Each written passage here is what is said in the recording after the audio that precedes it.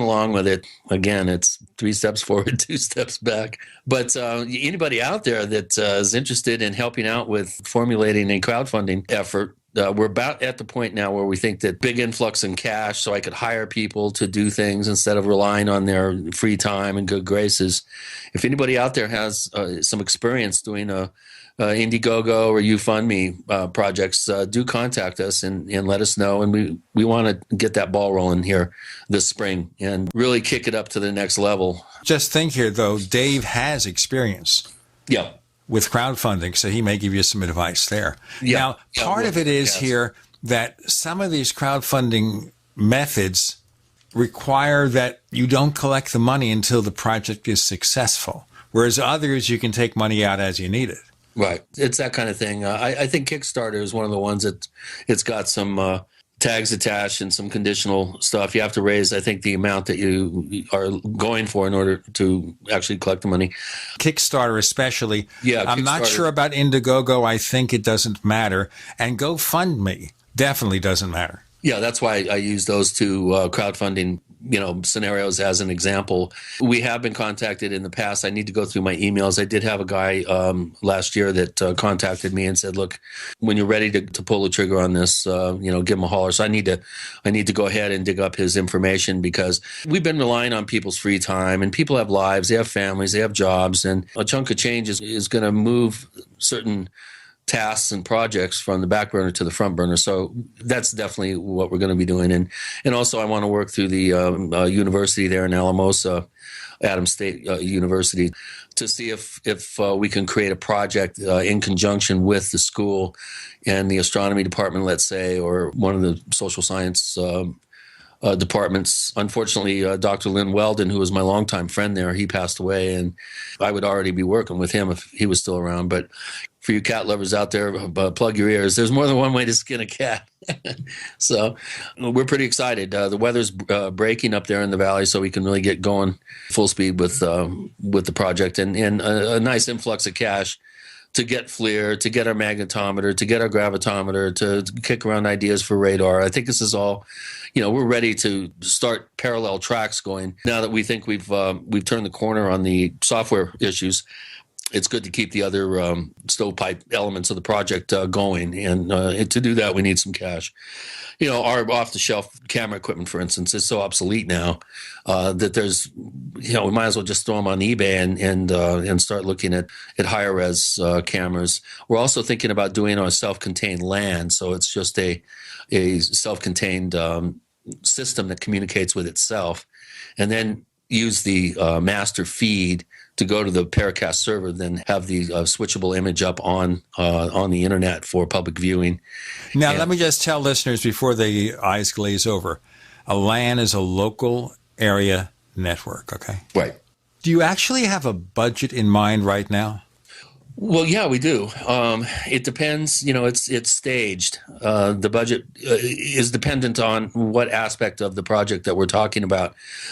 The initial triangulated array plus the monitoring equipment, the gravitometer, the recording magnetometer.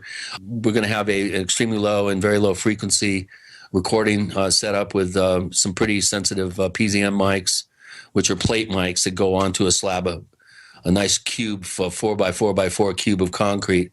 That also is where the gravitometer is going to be. And so we have these scientific monitoring ideas.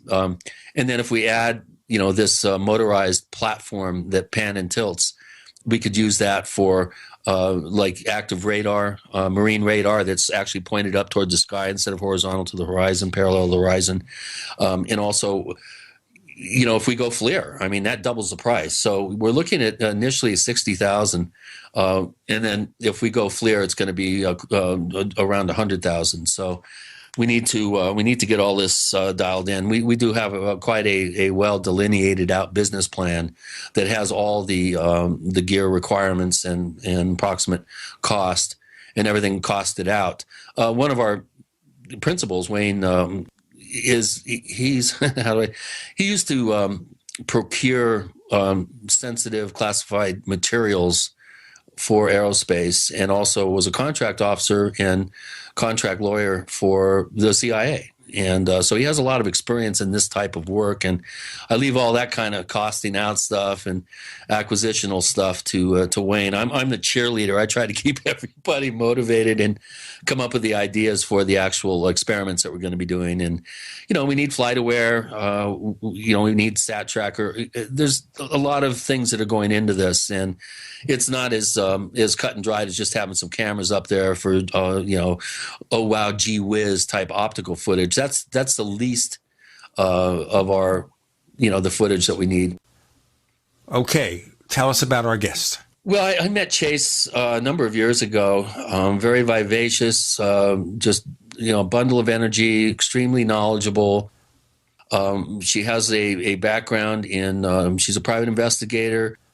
She's deputy director of MUFON. She's written a book that I highly recommend called Admissible. Her and Richard Dolan came up with a very well thought out instruction manual of how to become a field investigator. And it's a field manual for professional applications, strategies, and methods for UFO, paranormal, and unknown biological investigations. And this book is really, I dove into it, and it's just an absolute goldmine. And I think that Chase is going to, I think, do really well with this if we can get the word out about this book. And it's very well written, very well laid out. Chase Kloetzke, joining Gene and Chris. You're in the Paracast.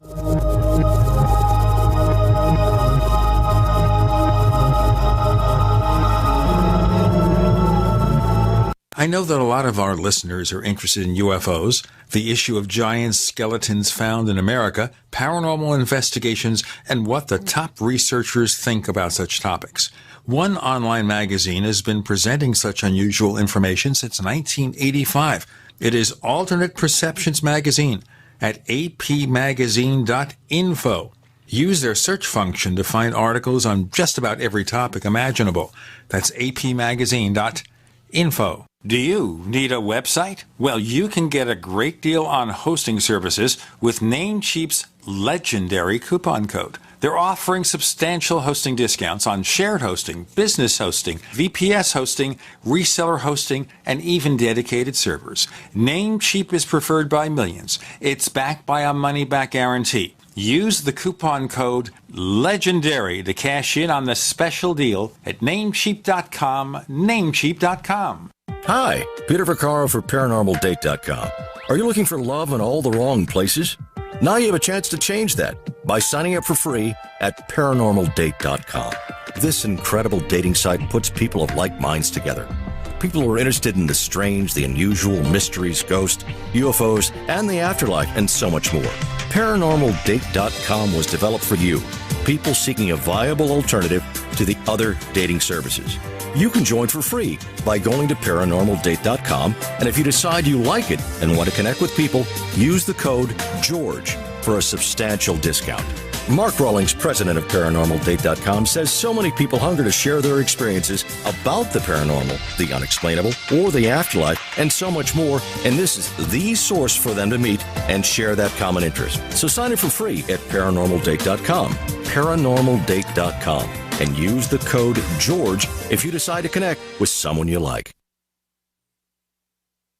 Paid non-attorney spokesperson Adam Pulaski of the Pulaski Law Firm with principal office in Houston, Texas is the attorney responsible for the content of this ad. This ad is not legal advice, and the choice of a lawyer should not be based solely upon advertisement. Services may not be available in all states. Attention Xarelto users. If you or a loved one took Xarelto and suffered a serious bleeding event, you may be entitled to financial compensation. Xarelto is a popular prescription blood thinner used to prevent blood clots and protect patients from strokes. These serious bleeding events have led to numerous cases of hospitalization and even death. Phone lines are open 24/7. Call 800-261-0937. That's 800-261-0937.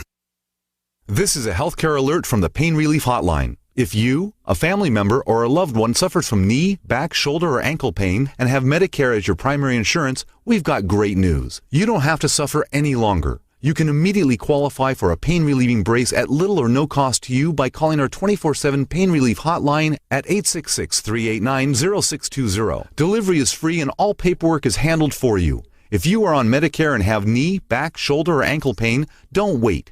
You can qualify to immediately receive a pain-relieving brace at little or no cost by calling our 24/7 Pain Hotline now at 866-389-0620. Our representatives are standing by 24/7 to take your call and rush you your pain-relieving brace at little or no cost to you. Shipping is free and all paperwork is handled for you. Just call 866-389-0620. That's 866-389-0620. Again, 866-389-0620. Dr. Joel Wallach here. If you're a baby boomer and you're worried about the big epidemics coming, and I'm not talking about the bird flu or the swine flu, I'm talking about epidemics of Alzheimer's disease, heart disease, obesity, diabetes, arthritis, cancer. That's because the 80 million baby boomers followed all the advice of doctors, and Houston, we have a problem. See Dr. Wallach live in Little Rock, Arkansas, Saturday, May 14th, 1 p.m. Go to www.cdocinarkansas.com. That's cdocinarkansas.com. We'd like to hear from you. If you have a comment or question about the Paracast, send it to news@theparacast.com. That's news@theparacast.com. And don't forget to visit our famous Paracast community forums at forum.theparacast.com.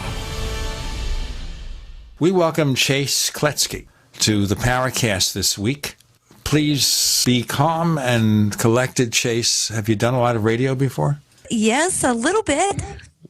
She's host of the Fate show. Oh, you have? Yeah, I'm hosting. She's been doing her own show for several years now. You know, I think they once asked me to do a co-host thing for Fate, but I don't know what's happened there. In any case, Chase, we always ask this question for new guests, and that is, first tell me your background, because Chris mentioned you, of course, as a master trainer. Now, what is a master trainer? A master trainer is a designator for a job with the Department of Defense, and I'm accredited biomechanics engineer. And so basically my job with the DoD was designing programs that specialized in getting the active duty ready, or, you know, even Homeland Security or the other kind of agency personnel for specific type missions, or it's a special adaptation for imposed demand. In other words, if, you know, they had something special to do, it was my job to get them physically, emotionally, and psychologically ready for the success of a mission. Now, is this a military mission or what? It would be a military mission, or some sort of government, because I also design programs for Homeland Security, most specifically the MIST teams, which are kind of the SWAT teams of the Coast Guard. And right after 9/11, when Coast Guard was transitioned into Homeland Security from the Justice Department, I trained most of these 9/11 units to be prepared for that type of assignment, because it was special ops of the Coast Guard. Ooh, this is deep and heavy. Does that mean you have to have various security clearances to do this? I did not. I did really interact with the personnel, you know, one-on-one. I was given an outline of what was needed, and I would design a program. I really wasn't allowed to keep those programs in writing, but I never had a failure, so I'm excited in all those years. And literally supervised, designed the programs for over 10,000 troops. Never had a failure, so I'm good. Wow, that's impressive.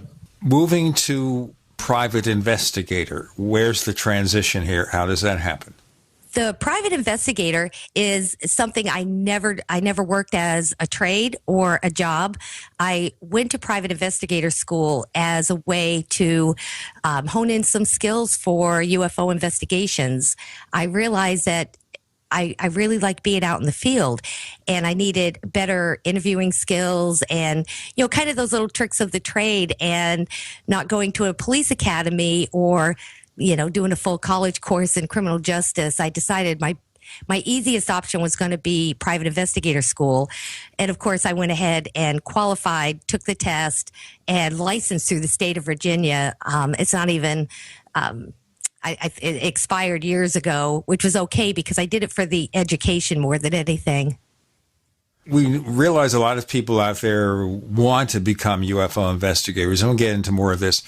But when you're interviewing a witness and someone has had a really strange thing happen to them and there may be a lot of emotions involved, what mistakes do neophytes tend to make in trying to become investigators and talk to people? Probably the most common is the language. You have a witness that's describing something they've seen. It's not supposed to exist, but they're describing a very large craft, and someone will get excited and say, "Oh my gosh, you saw the mothership." That's a big, huge no-no. Two, the second other mistake. Leading the witness. Okay, so that's very common. That's also when we argue about hypnotic regression for abductees. The big problem is deliberately or accidentally leading the witness. Go ahead, please. Yeah, absolutely. It's the terminology needs to be dispassionate and professional. I think the second mistake is asking questions, just as you mentioned, is leading and keeping them to those specific open questions. How, what, why, where, when. We want to get very specific. Probably the third mistake new investigators make is inserting themselves in the story. They feel like they need to share their experiences with the witnesses or making an opinion that, yeah, it sounds like you're being abducted, or before any real research and background is done. So those are kind of the common mistakes in the dialogue. Now, I had understood here, and I'm probably wrong, that sometimes in dealing with a reluctant witness, sharing something of yourself may relax them. So is there a way to do that without, as they say, upsetting the accuracy and reliability of the information? Sure. And that would be to share things like, I've also seen things I can't explain, without being specific. Letting them know that you're in this field. And although most people think that UFO investigators are trying to prove UFOs are real, most of us out here are just trying to get to the source of the anomaly or, the unknown sighting. Most of the time we can explain these and what the witnesses have seen, but the best way is to not be specific, but let them know that you're there to listen and give them that attention. I assume you record all these sessions, right? Mostly. There are times when we're asked not to, especially on an initial investigation, especially when you report things on the internet or it's a phone conversation and they don't know you. We've learned that as the trust is developed between the witness and the investigator, the recording is necessary at some point. Absolutely. It's a testimony that we need the witness to tell their story on the record. Now, how do you look for deception? There's an assumption here that a lot of people who report UFOs are faking it, which I don't think is necessarily true except for very few cases. But how does an investigator talking to people consider signs of deception? Where do you see people who might be just making it all up? A lot of that can come through an interview, and you're looking for contradictions. They're very confused with timelines. It's almost like their story isn't straight. Then there's a second process of an interview that's called cognitive interviewing, and that's where you have your witness repeat the story, but you start at the end or you start in the middle, or you hone in on one fact and have them explain what happened from there backwards. There's several of those clues. And of course, there's other things we do as we advance the investigation forward, looking for evidence, cooperation. I had a slick kind of way of doing that is I stumbled on this method by accident. I thought I had hit record on my recorder, and they went through the whole story, and I looked down and realized it wasn't recording. I said, I can't believe it. I forgot to hit record. I hate to ask you this, but could you run that by me again? I felt really embarrassed. But then when I realized, whoa, this could be a good, effective method. So I tried it a few times, and there was something about the individual or their descriptions that, I felt maybe there was something kind of screwy about it. Then I would accidentally not record and have them do it again. And I never did really catch anybody. I always had the exact same story repeated to me. So I guess I've been lucky. But that's kind of a sneaky way of doing it, which I discovered completely by accident. We're going to have an accident if we don't break. Okay. We have Chase Kloetzke. We have Chris O'Brien. Happy birthday, Chris O'Brien, by the way. Oh, thank you. With Gina and Chris, you're in The Paracast.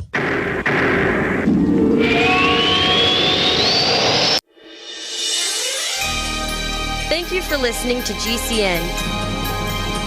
Be sure to visit GCNlive.com today.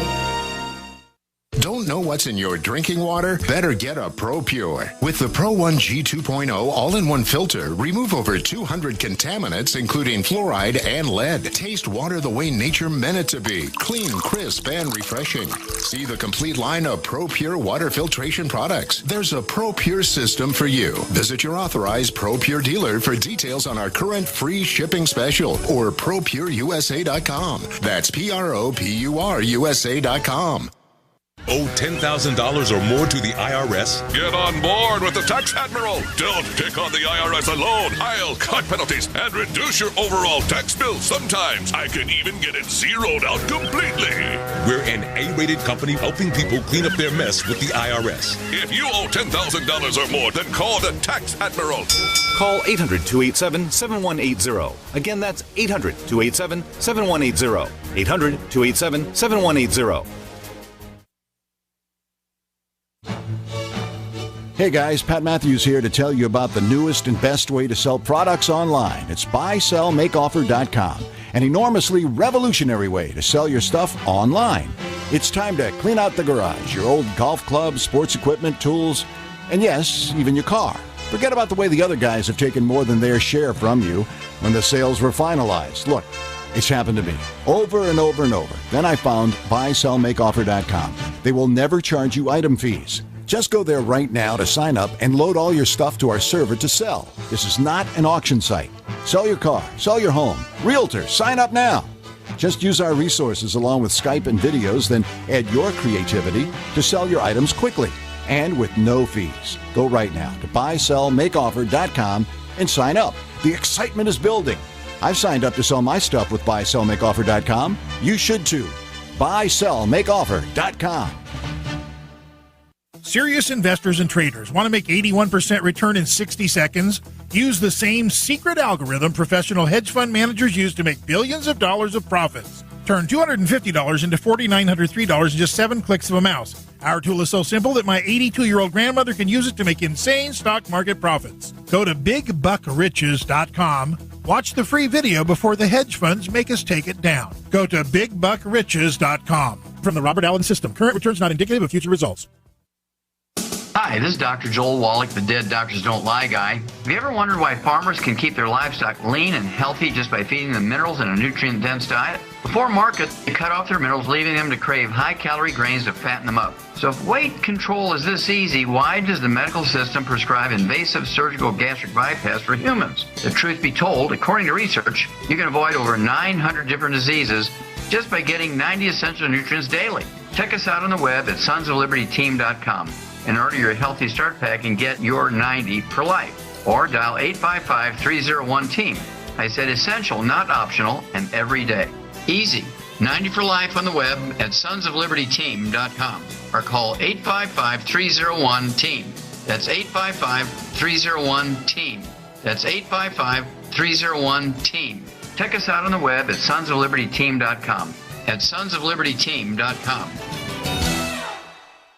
By now you know that wireless technology like cell phones do in fact pose dangers to the health and privacy of everyone. Blockit Pocket's wide range of products are unmatched in providing the protection you deserve. No scare tactics, just common sense. BlockitPocket.com offers quality American-made options to alleviate and eliminate these invisible dangers. Learn more at BlockitPocket.com or call 888-315-9618. BlockitPocket.com, enhancing health and privacy.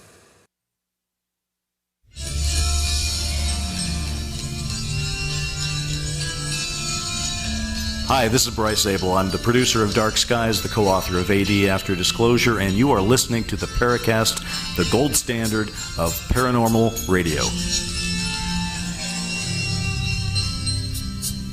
I understand Chris's birthday is March 24th, which is when we're doing this episode. We have investigator Chase Kloetzke from MUFON. She's telling us about her tried and true investigative techniques, and we were honing in on matters of deception. But before that, what areas of eyewitness testimony are people less able to give accurately?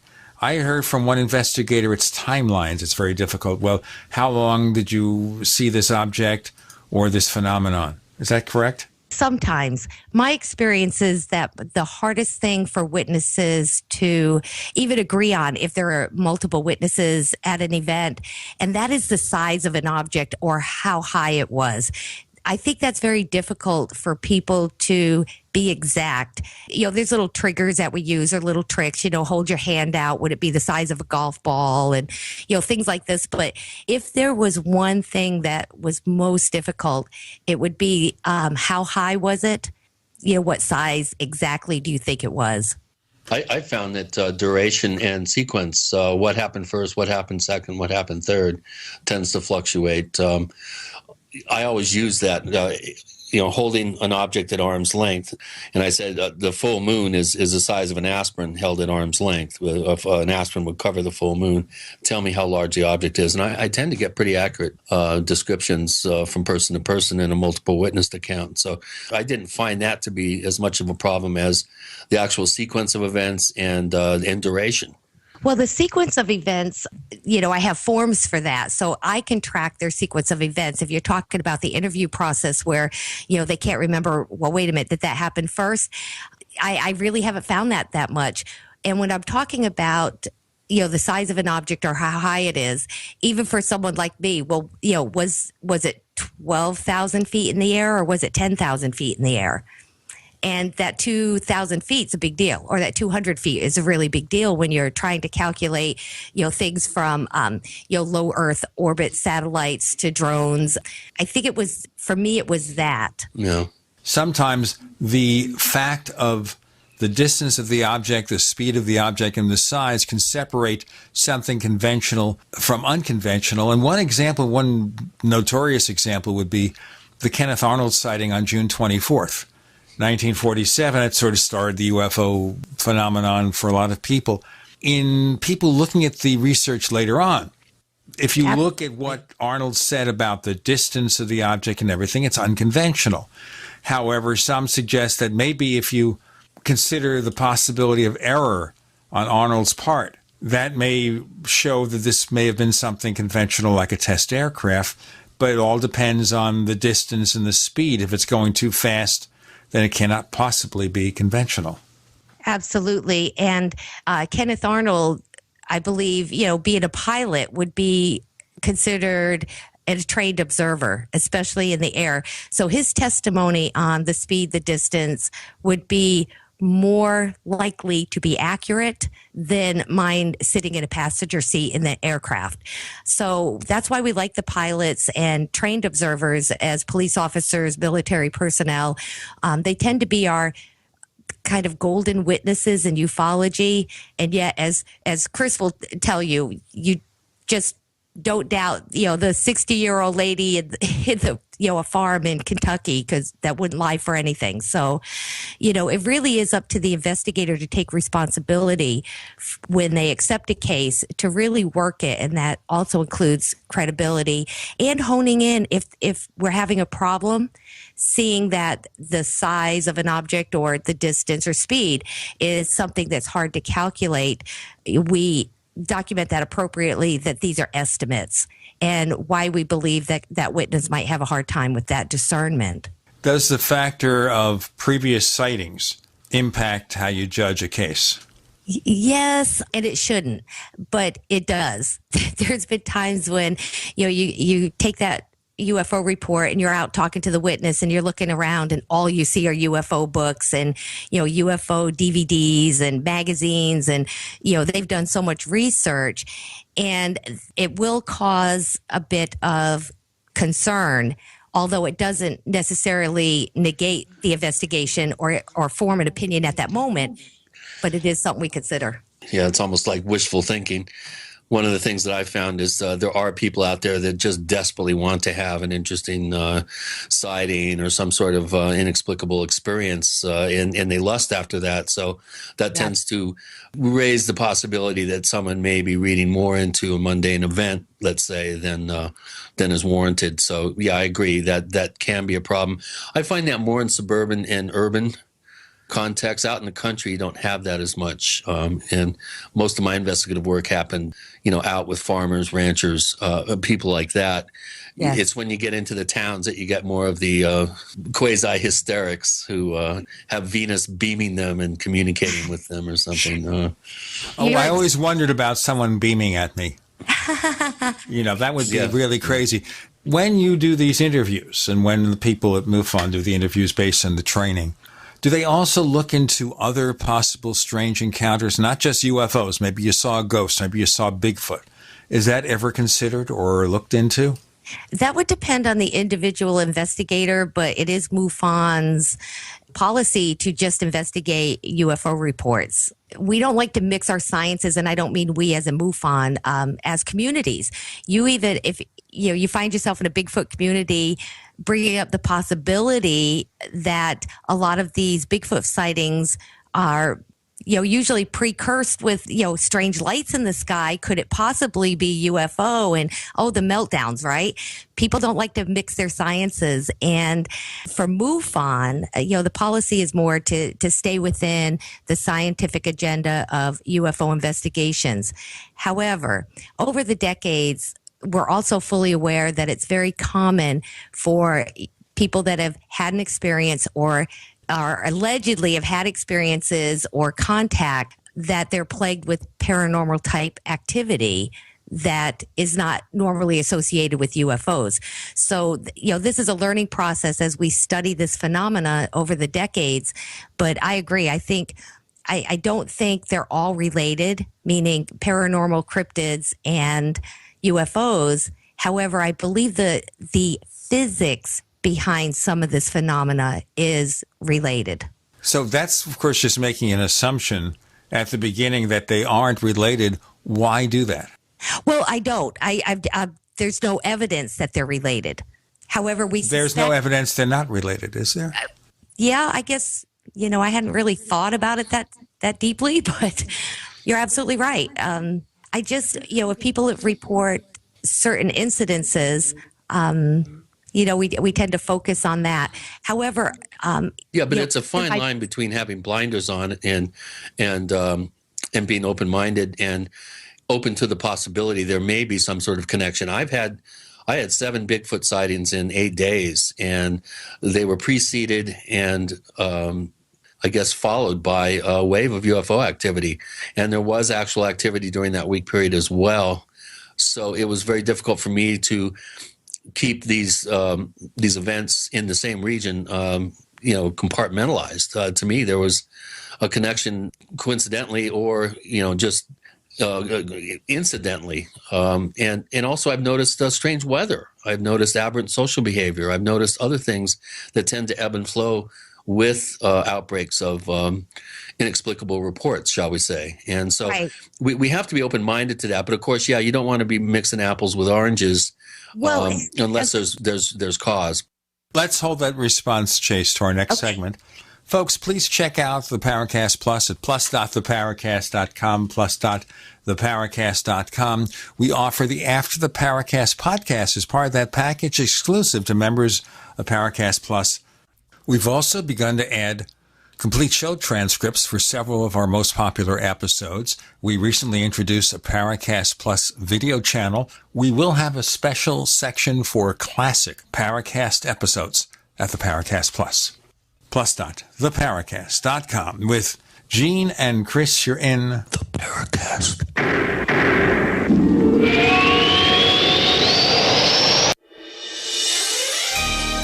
Thank you for listening to GCN. Be sure to visit GCNlive.com today. Conspiracy Journal is your #1 source for the hidden world of the weird and strange. We bring you thought-provoking and controversial material for free-thinking individuals who are seeking what is really going on in our world today. Some of this material may adversely affect you. Other pieces are meant to enlighten. Either way, be prepared to be intrigued by such things as the reality of UFOs, ghosts, strange creatures from time and space, hidden conspiracies, time travel, Nikola Tesla, suppressed technology, and a whole lot more. You can find out more by visiting our website at conspiracyjournal.com. There you can sign up for our free weekly newsletter sent directly to your email address. Find out what they don't want you to know.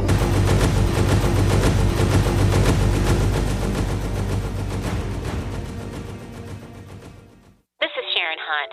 Before using Heart and Body Extract, my energy level was very, very low. I could only walk a few feet and then would have to sit down. I was tired and lethargic. But after taking Heart and Body Extract, my energy level has improved greatly, and I can now walk longer distances without getting tired so fast. Thank you, Heart and Body Extract. Learn the secrets of an effective, natural, 100% organic nutritional supplement for a healthy heart and circulation at hbextract.com. Planning to buy food storage? Wait a minute. Many companies try to confuse you with the number of servings they sell. It's not about the number of servings, it's about the number of calories. In emergencies, calories mean survival. Go to ReadySupplyFoods.com for a comparison of leading companies. Ready Supply Foods sells the most calories per dollar of any company. Our 23 entrees and breakfasts are delicious and full of nutritious calories. The new leader in value and quality. Go to ReadySupplyFoods.com today. This is Dan Pilla. Do you owe the IRS money you can't pay? Are tax debts crippling you? I've defended people from the IRS for over 30 years. I've helped thousands, and I can help you too. I wrote the book on IRS settlement, and I'm telling you, there's no such thing as a hopeless case. Call 800-34-NO-TAX to finally get free of IRS debt. With the IRS's new programs, there's never been a better time to solve your problem. Call 800-34-NO-TAX. That's 800-34-NO-TAX, or my website, danpilla.com. I'm Nick Soboleski, a Select Quote agent with a true story that could save you hundreds of dollars a year. A woman named Linda just called. Her husband, Ray, has a $300,000 group life insurance policy, but is changing jobs and can't take it with him. Well, I impartially shopped the highly rated term life insurance companies we represent and found Ray, who is 41 and takes medication to control his cholesterol, a 10-year, $500,000 policy for under $26 a month. That's almost twice the coverage for less than half of what he had paid. If SelectQuote hasn't shopped for your life insurance, you're probably paying too much. For your free quote, call 1-800-403-4885. That's 1-800-403-4885. 1-800-403-4885. Or go to SelectQuote.com. We shop, you save. Get full details on the example policy at SelectQuote.com/commercials. Your price could vary depending on your health, issuing company, and other factors. Not available in all states. I'm Jesse Gonzalez, Vice President at Kmart. Did you know that premature birth is the #1 killer of babies in the United States? Or that survivors can face a lifetime of serious health problems? But you can help. Join me in Kmart for the March for Babies Walk. We'll work together to raise funds for research and programs that help the marginalized fight premature birth and birth defects and improve the health of moms and babies. Start your team today at marchforbabies.org.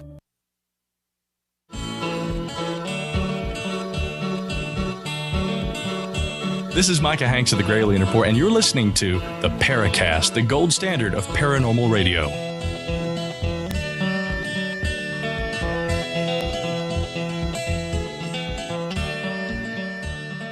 We have Chase Kloetzke joining Gene and Chris, and we're talking about investigative methods where Chris was pointing out that maybe it's a good idea to consider at least the possibility that other paranormal events have a relationship to UFOs. So you get to the point we're arguing here, Chase?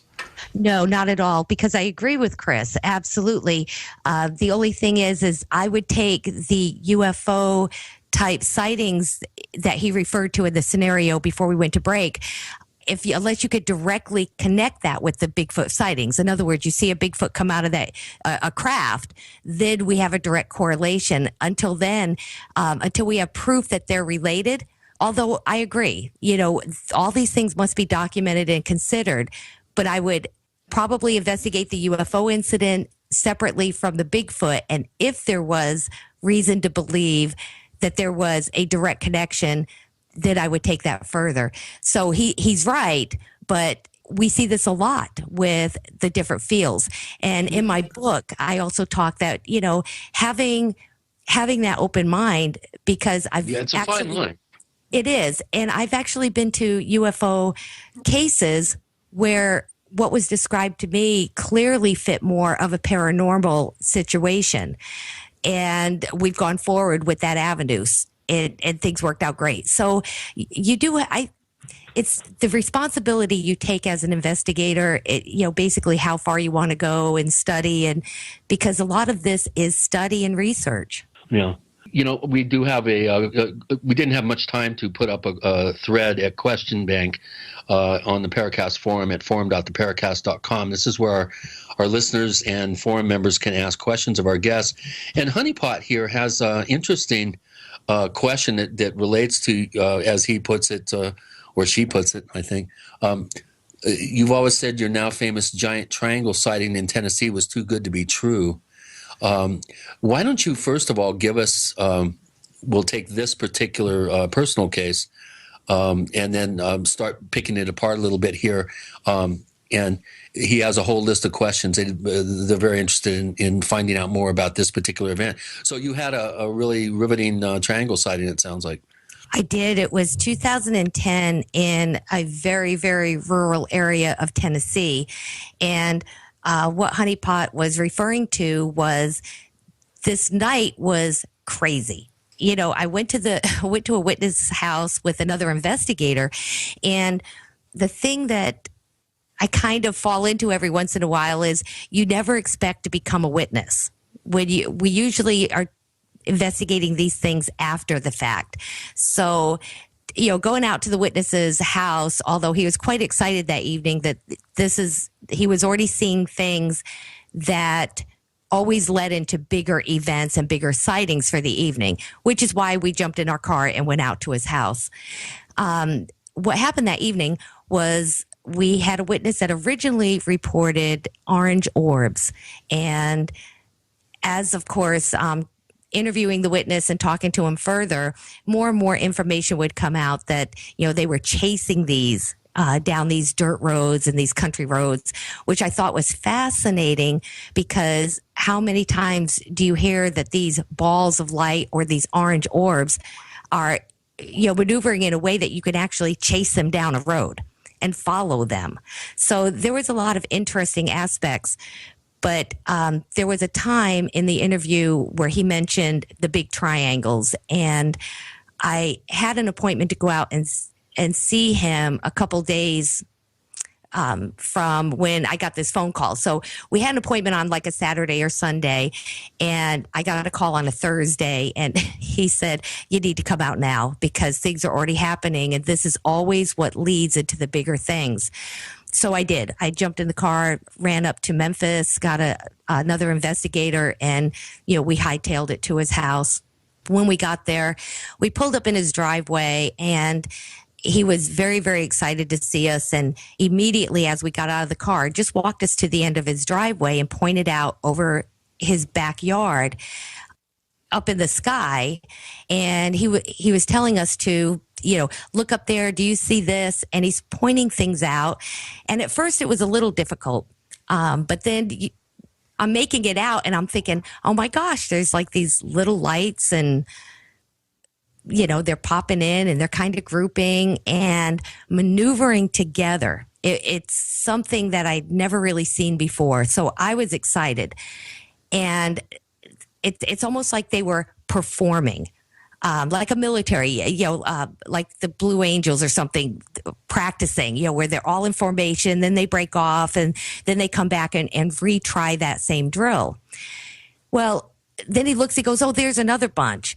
And I look over to the witness and he's pointing, to the left, more to the left part of the sky. And sure enough, there's another group. Well, during this time, it's getting darker, so now it's easier to see these. And I'm just fascinated. I remember looking at the other witness and, I'm about ready to happy dance. I'm keeping my professional demeanor, but I'm ready to break it out because I'm loving this. But at the same time, I'm, looking at my tablet. I'm trying to, looking at Stellarium, what's up there, what should be up there that we know of. What else could this be? I don't like satellite apps because, is China really going to tell us where their satellites are? Or, even ours, is the NSA going to say? So I really don't focus too much on those type of apps. but I kind of looked anyway because I couldn't believe what I'm seeing up here. Well, it wasn't too long, maybe 45 minutes we stood there, and then he suggested we go into his cornfield because it was about 100 acres right down the road. And the corn at this time, because this is April, May time frame, and the corn was only about 4 or 5 inches high and very pliable, so we could drive, walk, and it wasn't going to hurt the crops. But he said that's where we could get this humongous panoramic view. So sure enough, we're like, let's go. We jump in his truck. He takes us down here, and honestly, guys, it's the biggest cornfield I've ever seen. You know, this little girl from Rhode Island, I'm like, you own all this? It was crazy. But we do. We move her. He drives the truck into the field, and we maneuver further into the middle of it. And I'm setting up all my equipment, you know, tri-fuel meters, you know, all this compasses. I had, 4 different cameras, different makes and models. I'm setting all, my little bag out because I love that stuff. And all of a sudden the witness says, oh my gosh, I think this is it. Chase, here it comes. And I remember looking up and I see a light off in the distance. And what surprised me is I expected to see the little dots in the sky like we had seen earlier. And that's not what it was. It was clearly like a plane coming at you when you see that headlight and you're thinking, ooh, what's that light? And then it turns and it's clearly a plane. It was almost that bright, but it was definitely a white light and it's like heading towards us. So I'm standing there watching. I'm kind of leaning down, grabbing my camera at the same time. And I noticed 2 more white lights pop in behind it. And I'm thinking, oh my gosh, there's 3 of them now. Well, as the craft started getting closer, it was that you could clearly see it's no longer 3 different lights or 3 different crafts. It was one big one with these 3 lights. And I honestly just remember just standing there absolutely blown away because I'm looking at this object come near us and I'm thinking, oh my gosh, that's that triangle. Like we've heard about these and it's right there. Unbelievable. And the way it moved was very, very odd because it wasn't flying. It wasn't being pulled. It wasn't floating or drifting, but those are probably the better words for it. But the way it moved was completely different, absolutely silent. This craft, literally, as it comes closer to us, you start seeing the outline of the triangle, especially against the stars in the background. And it flies right over our head. Well, I'm frustrated, guys, because I'm reaching down, I'm pulling up my equipment and nothing is working. Like everything is just dead. My first thought was we just had battery drain. This is common and, paranormal, Bigfoot, all the phenomena. And I'm like, son of a. So I was very, very aggravated. I did manage. That happens. Yeah. Oh my gosh. And to be an investigator. And for me, this is the first, I've seen things I can't explain. Absolutely. I've been doing it for almost 24 years. But when you're standing there seeing something that blatant, it was big, it was ominous, it was right there. And I have nothing, like my cameras, all 4 of them, nothing's working. Well, eventually, it's flying off. Nobody's really saying anything. I think I mentioned I was going to throw this blanket camera across the field. I was so frustrated, but we're really not saying anything. And as the craft gets further away, I remember picking up my camera and just trying again. And actually, I have a few shots of it leaving, but I don't have those close-ups. Let's stop and do a break. Okay. All right. This is a good cliffhanger time. So let's hang the cliff. We have Chase Kloetzke with Gene and Chris. You're in the Paracast.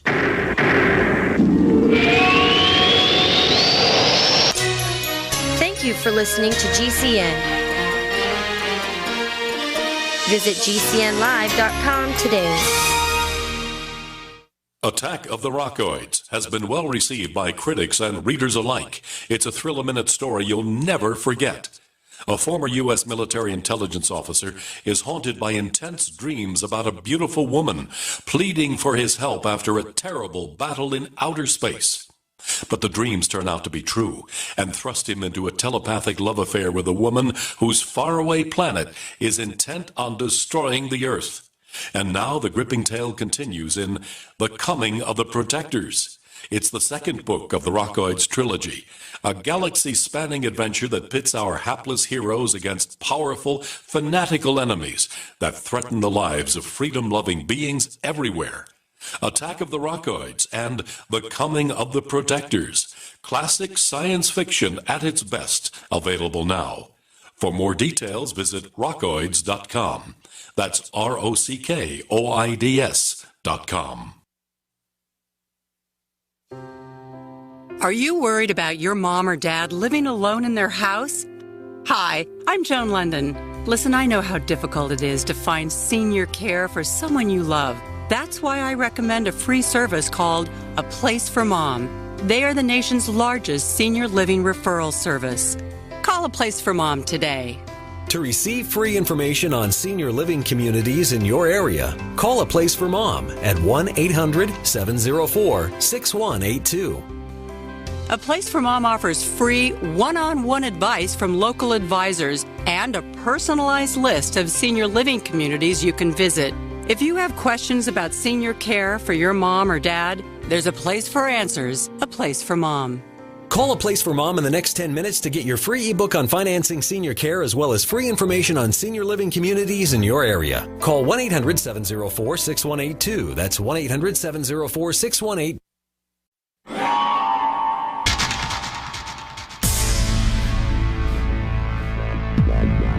Welcome back to the Paracast, the gold standard of paranormal radio.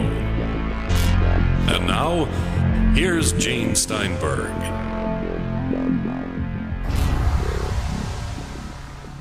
So this is almost like the classic electromagnetic problem where things stop working when the UFO is close by. As it disappears. It gets better. Oh, Did you have a mechanical, an SLR camera, a film camera that's just not digital, but purely mechanical? You are so funny because that's the biggest lesson I came off of this case with is a good old-fashioned disposable Walmart. Exactly. I have the fanciest friggin' equipment on the planet. Some of my best shots have come with a box camera. Exactly. Wow. Well, continue. This is, it's so rare for someone with the kind of experience you have in the field to actually have a witness that says, get over here right now. I know that feeling, and it's really exciting when you can get a real-time report and then, hop up on your roof or jump in your car. I think this is great. So continue on. You got a few shots as it's leaving. What happened next? Well, I realized the camera was back on, so I started testing my other equipment, and it was the first time that it hit me. This wasn't battery drain. It's almost like it was jammed or frozen, but it just wasn't working. And now all of a sudden everything was back online, so I'm remembering this in my head thinking I need to remember, but I was still nervous with the equipment and still wanted to run some tests. So I remember picking up my tri-field. I'm going to change the batteries on it anyway. The backing has those little screws in it that you have to take out. So I'm literally unscrewing the back of this. And all of a sudden, I don't even know why I said this, but I turned around. I said, anybody else feel like you're being watched? And I said, and I don't mean from up here. And it was right after I said that, because I don't remember a reply, but it was right then. I felt this fear, and it wasn't like I got nervous or fight or flight. There was all of a sudden this feeling that was pounded into us. It was physical. It was devastating. It just was pushed right on us. And every single cell in my body was terrified, period. I just turned and started running. I don't know why I did that. Nobody was nervous. We were excited. We just saw this humongous friggin' triangle go over our heads. This is what we do. We're very excited at this point. But now I'm running as fast as I can, absolutely as fast as I can. When I turned to run, I do remember seeing the witness turn the exact same time, same direction, and he started running. He was off to my right-hand side when we did do this turn and started running. And I just remember running. And then all of a sudden I hit a brick wall. I mean, physically, bam, and stopped dead in my tracks. And I was shocked. Again, it hurt. It was shocking. You're very confused, disoriented. But I didn't hit a wall. It was the witness. He had stopped in front of me and I ran right into him. I remember at that point him saying, "What the F was that?" He had halogen flashlight in his left hand, and he took his arm and he swung it to the left, and not 6 feet from us is this little being about 3.5 foot tall that almost looked like the classic gray, not quite, close, almost looked like that classic gray. And I remember thinking, oh my God, it's not that cute little Roswell alien. And the next thing I knew, we were running. And everybody was just booking the other investigator. I hadn't seen her until we had gotten to the truck. We all jumped in the truck. We bolted out of that cornfield. We end up back in his driveway. We all get out of the truck and nobody's saying anything. I just remember breaking the silence by kind of giggling a little thing. And I just said, like, what the heck was that? I'm like, oh my gosh. I looked at the other investigator and said, you guys, we can't talk about this. I told her to call the state director because now the investigators have just become witnesses. This has gotten out of hand. It's bigger than us. We need other people to come in because we can't talk about this anymore. So if you become part of the episode, part of the case, at that point, it's kind of like they do on crime procedurals. You recuse yourself. Exactly. Absolutely.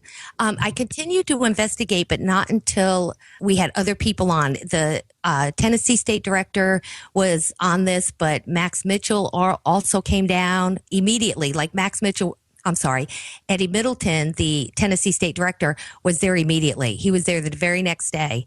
We all were, obviously, this friggin' thing. But yes, I was no longer the lead on this. Other people took over the investigation. However, I stayed involved because I wasn't going anywhere, not after what had just happened to us. But it was after we got out of the vehicles. That first thing is, I can't remember when that fear left. I can't describe to you guys what that kind of terror felt like. It was physical. I have a knot in my stomach talking about it now. After all these years, that fear is brutal. I remember when I was 7 years old, my experience when those beings turned sideways to the street light and came through like pieces of paper, like they had no depth. I know that fear. Yeah. I believe it was something put on us. Whatever was going on that evening, we were not supposed to be in the middle of that cornfield. I think it's the only way they could get us out. And that's the best I could come up with. I'm still trying to figure out what's going on because I did leave that scene and that event. And two things I still will say today. One, bullcrap.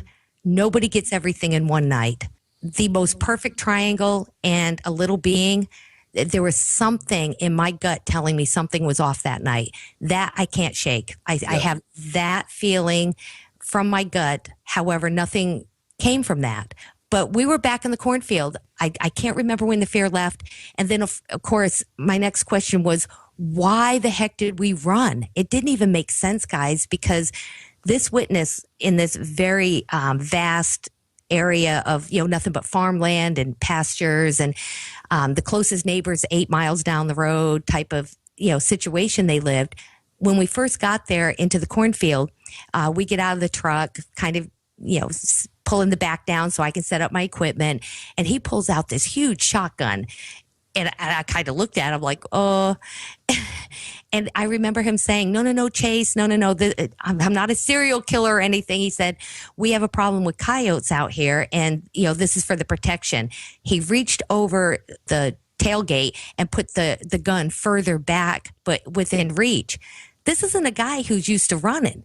He didn't say, if we see some coyotes running across the field, you girls jump up here.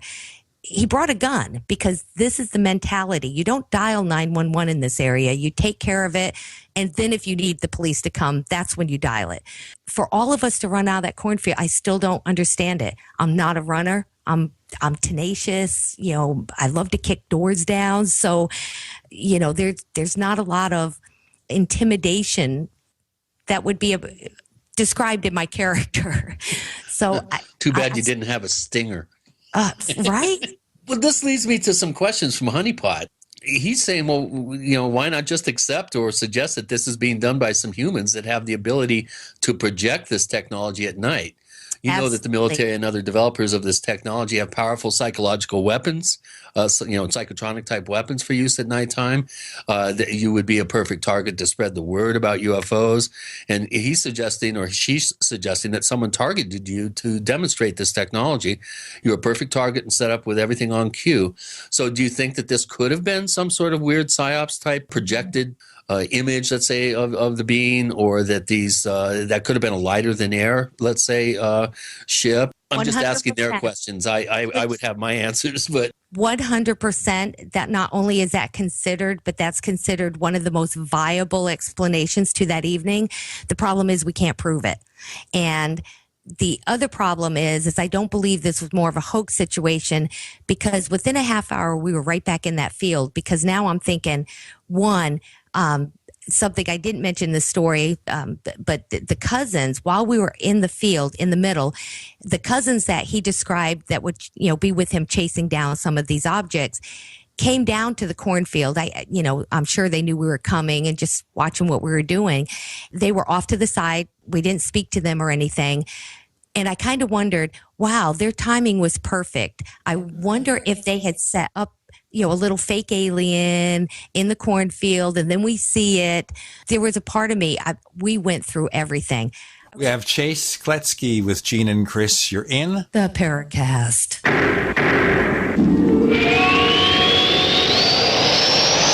Do you need a website? Well, you can get a great deal on hosting services with Namecheap's legendary coupon code. They're offering substantial hosting discounts on shared hosting, business hosting, VPS hosting, reseller hosting, and even dedicated servers. Namecheap is preferred by millions. It's backed by a money-back guarantee. Use the coupon code LEGENDARY to cash in on the special deal at Namecheap.com, Namecheap.com. First came Attack of the Rockoids, and it was a critically acclaimed success. And now there's The Coming of the Protectors. A former military intelligence man is contacted by a space woman in a dream that turns out to be a nightmare because evil forces on her distant planet are planning to conquer the Earth. This is gripping science fiction of the classic kind. Attack of the Rockoids and The Coming of the Protectors. Find out more at rockoids.com. That's Rockoids, ROCKOIDS.com. My computer is so slow, it's making me crazy. I used to have that problem. Did you quit using a computer, or did you buy a new one? No, I called Geeks On Site. They made an appointment to visit my home and showed up the same day. You mean they didn't ask you to bring your computer to a shop? That's what happened when I called a support company. Geeks On Site can go to your home or business or even repair your computer online. They have 24/7 emergency service. If you're having problems with your PC or Mac, call Geeks On Site, 1-800-591-1682. Our friendly certified computer repair experts are available 24/7. Call now for a free diagnosis, 1-800-591-1682. Data recovery, virus removal, and maintenance for all laptops, desktops, printers, and networks. That's Geeks On Site for friendly certified computer repair experts, available 24/7 over the phone or in your home or business. Just call 1-800-591-1682. That's 1-800-591-1682, 1-800-591-1682. Destroy harmful bacteria, allergens, bed bugs, dust mites, fleas in your home with the Ladybug Steam Vapor System. The Ladybug dives deep on surfaces without any toxic residue.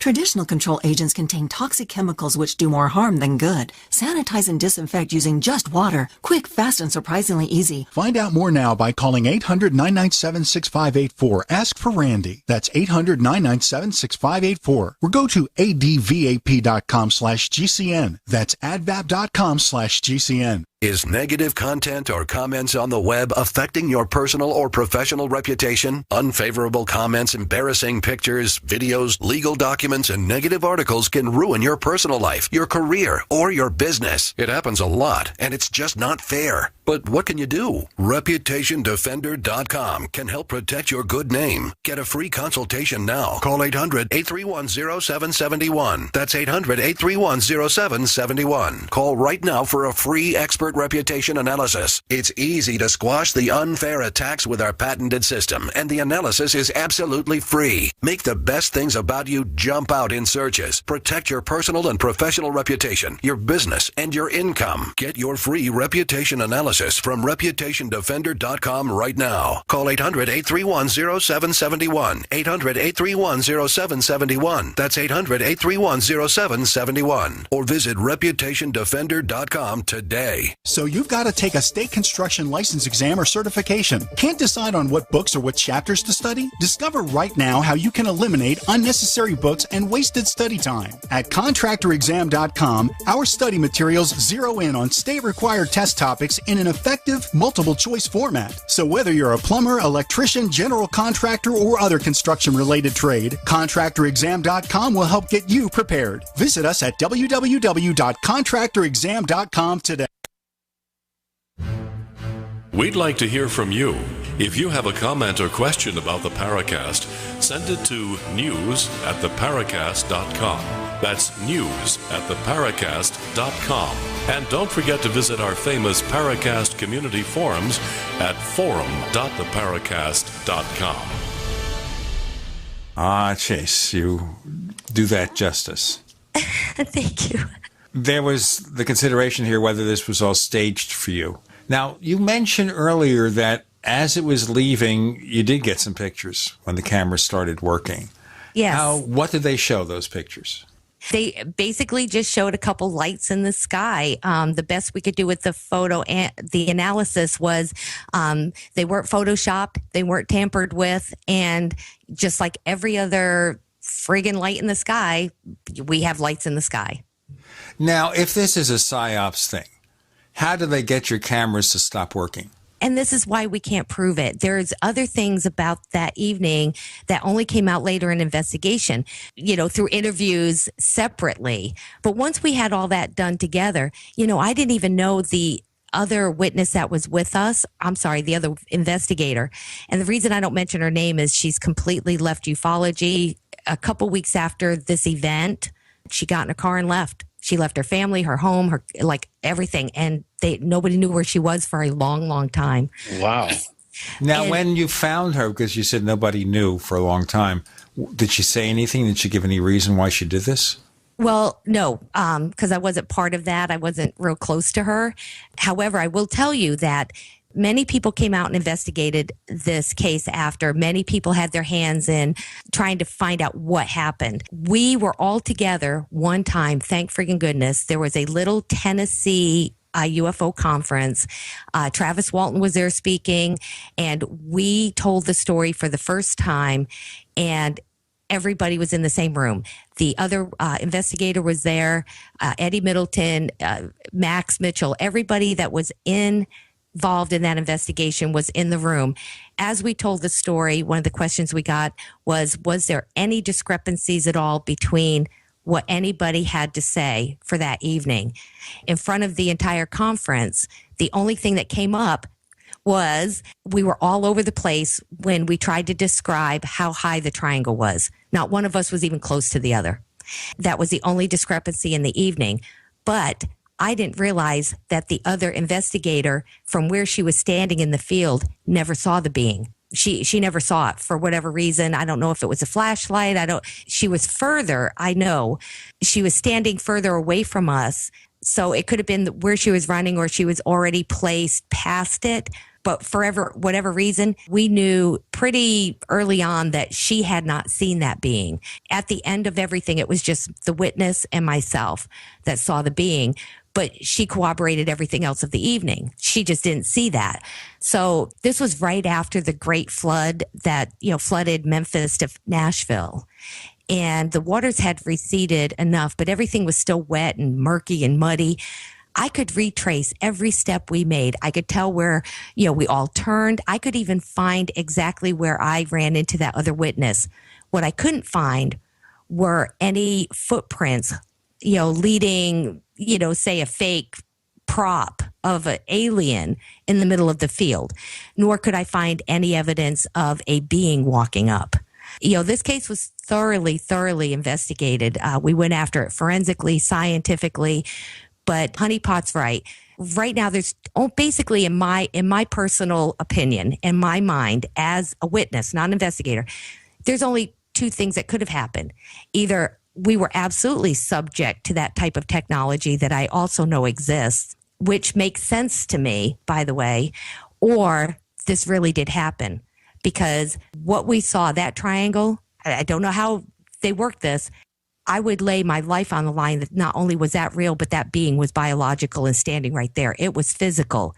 However, I don't know what our technology is, and the other reason it makes sense that I could be targeted for something like this is because my husband is active duty. My husband is a submarine commander. And I don't know if what I do is an embarrassment to the boys, but they couldn't shut me up, right? They're not going to be. What does he think of that? I mean, do you guys have an understanding? Is he okay with the fact that you're actually getting involved in these types of investigations and subject matter? I mean, what are his thinkings about that? Obviously, he must be fairly okay with it because you're still doing it. We've been married 30 years. I can tell you he wished I rather like knitting. He doesn't like me going out to these events. Could you just crochet something or knit some socks? Right. Or get into juicing or something else, anything but this. So no, he doesn't like it. He's not a believer. He thinks it's cute what I do, but it makes me happy. And he's also gone for 6 months at a time. Yes. And unavailable even longer after that between the duty days and when they're getting prepared for deployments and things. So when he was fast attacks, definitely, he was unavailable to his family 9.5 months a year. So the first 8 years we were married, that's how we survived.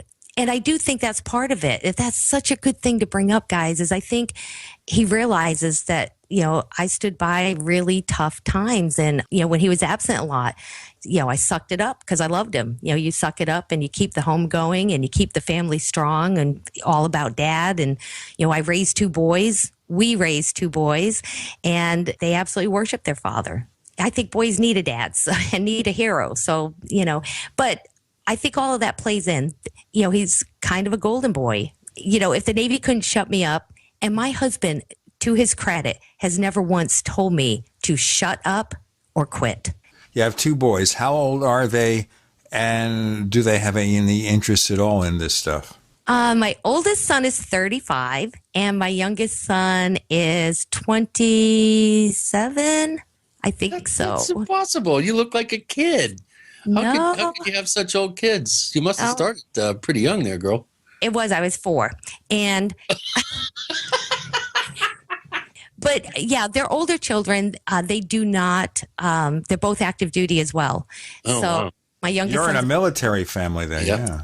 Absolutely. Absolutely. And so honestly, but my youngest, they're interested, but, again, it's very cursory. Like the average person that would be going through and hit this, History Channel and see an episode of Ghost Hunters or something, they would really like it and they're interested, but they're not going anywhere on the internet with it. So, right. But my grandchildren, which my oldest is 13, and they love this. They know what I do and they're always asking questions. And, everywhere I go on an investigation, been in the Louisiana in the swamps, looking for the Honey Island swamp monster. I've been in the coal mines of Kentucky, and everywhere I go, I pick him up something. So I actually grabbed a little piece of coal on my way out, put it in my pocket. So, he just thinks it's really cool what I do. It does tend to skip a generation like that. That's why Native American grandparents end up training the grandkids in medicine, information, healing, that sort of thing. Well, this kind of brings us to a question from one of our female participants at forum.theparacast.com, Sue. She's been a member of the forum for 3 years, and she asks good questions. And she's really excited that you're on, and she wants to know why so few women are or have been involved in ufology to date. And she's wondering, as a female active in the field, what do you consider your biggest challenges have been, and have they changed as your career progressed? And are there any advantages to actually being a female investigator? That's the first set of questions. Chase, you'll answer those questions in our next segment with Gene and Chris. You're in the Paracast.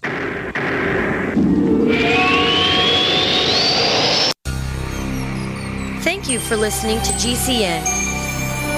Visit GCNlive.com today.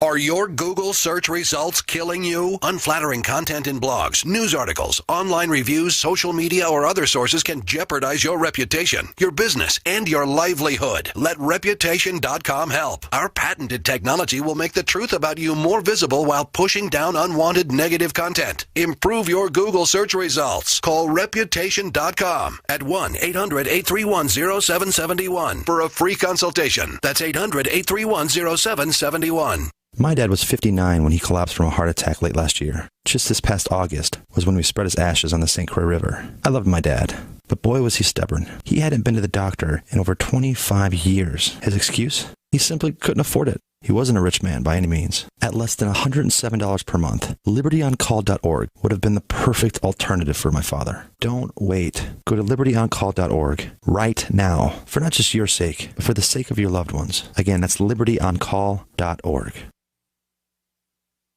Hi, this is Dr. Joel Wallach, the Mineral Doctor. You've heard me talk about 90 for Life for years. 60 minerals, 16 vitamins, 12 amino acids, 2 fatty acids. You may not know this, that I've actually designed Arthrodex for animals. That's right. Your pets need 90 for Life too. Get this essential pet product by calling 877-279-9422. That's 877-279-9422. Again, 877-279-9422.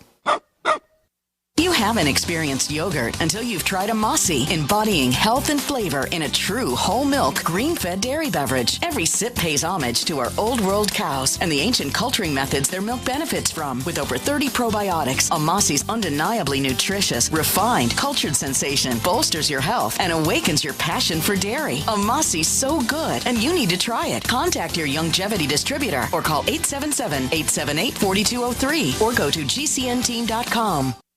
We use mobile devices right against our bodies every day, but growing scientific evidence has emerged showing serious health risks associated with exposure to EMF radiation emitted from these devices. The solution is Defender Shield, the most effective mobile radiation shielding ever developed. Defender Shield blocks virtually 100% of EMF radiation from cell phones, tablets, and laptops, and starts at just $64.99. Buy now at DefenderShield.com. For 10% off, use promo code GCN. DefenderShield.com, the worldwide leader in mobile radiation shielding. For over 5 years, you've been hearing about the Berkey guy, so you may know a few things about him. For example, you are well aware of the superior quality and effectiveness of Berkey water filters and accessories. But did you know the Berkeys have had independent lab tests done to prove just how effective they are? It's true, and he can email you the test results. Just visit GoBerkey.com. You may also know that the Berkey guy has helped tens of thousands of people get better prepared. Now here's something you may not know. GoBerkey.com has amazing specials and deals all the time on a wide variety of survival and preparedness products. Most ready to ship same day. Visit the Berkey Guy at GoBerkey.com and be sure to click the red Products on Sale Now button. You can always call toll-free 877-886-3653. Again, that's 877-886-3653. GoBerkey.com, home of the Berkey Guy. Paid non-attorney spokesperson Adam Pulaski of the Pulaski Law Firm with principal office in Houston, Texas is the attorney responsible for the content of this ad. This ad is not legal advice, and the choice of a lawyer should not be based solely upon advertisement. Services may not be available in all states. Attention Xarelto users. If you or a loved one took Xarelto and suffered a serious bleeding event, you may be entitled to financial compensation. Xarelto is a popular prescription blood thinner used to prevent blood clots and protect patients from strokes. These serious bleeding events have led to numerous cases of hospitalization and even death. Phone lines are open 24/7. Call 800-261-0937. That's 800-261-0937.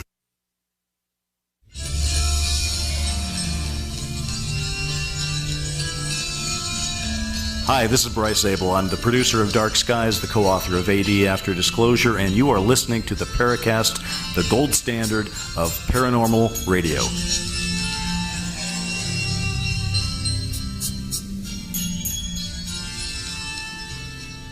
Okay, a question on the table for Chase Kloetzke, our guest this week on the Paracast with Gene and Chris. Go ahead, please. Sue, thank you. Those are amazing questions. And I've never really considered myself a female investigator. I think I'm too busy and working.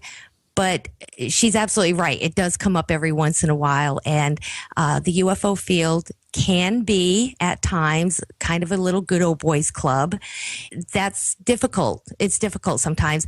It's why I'm enjoying this interview so much. There are times when I'll maybe get asked to do another show and I get the cute fluff questions. And the truth is I'm out here, kicking doors just as hard as anyone else. And, really digging in and coming up with some great content. And we don't get the credit sometimes like the boys will. And that's okay. One day. Well, there are exceptions. I mean, you have, of course, Jenny Randalls and Ann Druffel and Linda Howe. There have been exceptions, but it must be difficult to for some people to get around that in dealing with you. I personally I think way more women should be involved because, number one, women tend to have a better bedside manner with witnesses.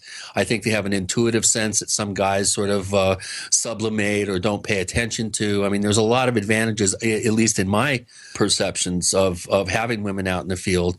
But, what advice would you give young people who want to get involved in this, especially women, based on how your career has progressed? What sort of advice would you give somebody, a teenage girl, for instance, with a passion for the subject matter that wants to get involved, besides dealing with the old boys club, which they're all dying off eventually here? But you're right. It is an older group. I think the first advice is don't identify yourself as a female investigator. If you want to be an equal, if you want it, you have to be that. So be good at your job. Don't worry about being female. Get in there and play hard. That would be my first advice. My second piece of advice is don't try to break into a place they already don't want you. Meaning, if you got a group of old boys, well, don't act like the guy to get in there. They don't want you, and you're not going to be happy there. So, let them have their space. It's okay. Create your own. I think sometimes, I'm so busy working in my own yard, I don't even know if the neighbor's is greener. That's the mentality I really would like these girls. And the biggest thing, and we see this, I call it the Kardashians of today. They want to be famous for nothing. Do not use your femininity to gain attention or think that that's going to give you any kind of credentials out in the field. It takes work. It's hard. It takes things, time away from your family, money out of your pocket. And that's where you're going to find the credibility and respect at the end. If you're looking for attention, you can get it. But don't use that femininity as a tool out here. Right. Just be good. Just do your job. Let me take you to another realm because we're past the halfway point here. And it's about your investigation. You've covered, obviously, fairly typical or atypical sightings. Certainly the triangle is rather fascinating. What about UFO abductions? Do you get personally involved in those, or do you hand it off to someone like Kathleen Marden? I will take them so far. Absolutely. And I'll help some of our researchers in that community, vet the witnesses, instead of just keep throwing them, case after case. I do. But it's such a special population. I don't think that just everybody, even really good investigators, it's a specialty. Our witnesses that believe that they're abducted or believe that they've had contact with things that are not supposed to exist deserve people with that professionalism and that specialty. Just like I would prefer people not try to collect evidence if they don't have proper tools. So that's kind of, I definitely will pass on witnesses at a certain point when I feel like I've done them as much as I could. Now let's get you in a group that you're going to get better service. That's a good answer. I think that it is a specialized talent and it's very controversial. And I think accredited professionals should be involved. I've often said about my own personal up close and personal experience as a young boy that I don't need to know more about it. I'm not that curious, and I don't want to. Maybe it's a case of prying open Pandora's box or something. But if I ever did get regressed, it would be by somebody that had absolutely no interest in the field and had no connection to the field at all. And that would be the only way I would do it. Where do you come down on the whole abduction controversy? There's a couple of questions here that have to deal with that. And Sue wanted to know what's your opinion on the use, for instance, of regressive hypnosis as an investigative tool. Absolutely. It's something that they would like to pursue. Like you, Chris, I've been asked at least 100 times, would I like to go under and find out if anything more happened that we don't remember on that evening? No, I'm good right now. So I'm not the least bit curious. I'm more curious about what happened versus what I'm not remembering. But I do believe that regression is a good tool, but I would also not use UFO people.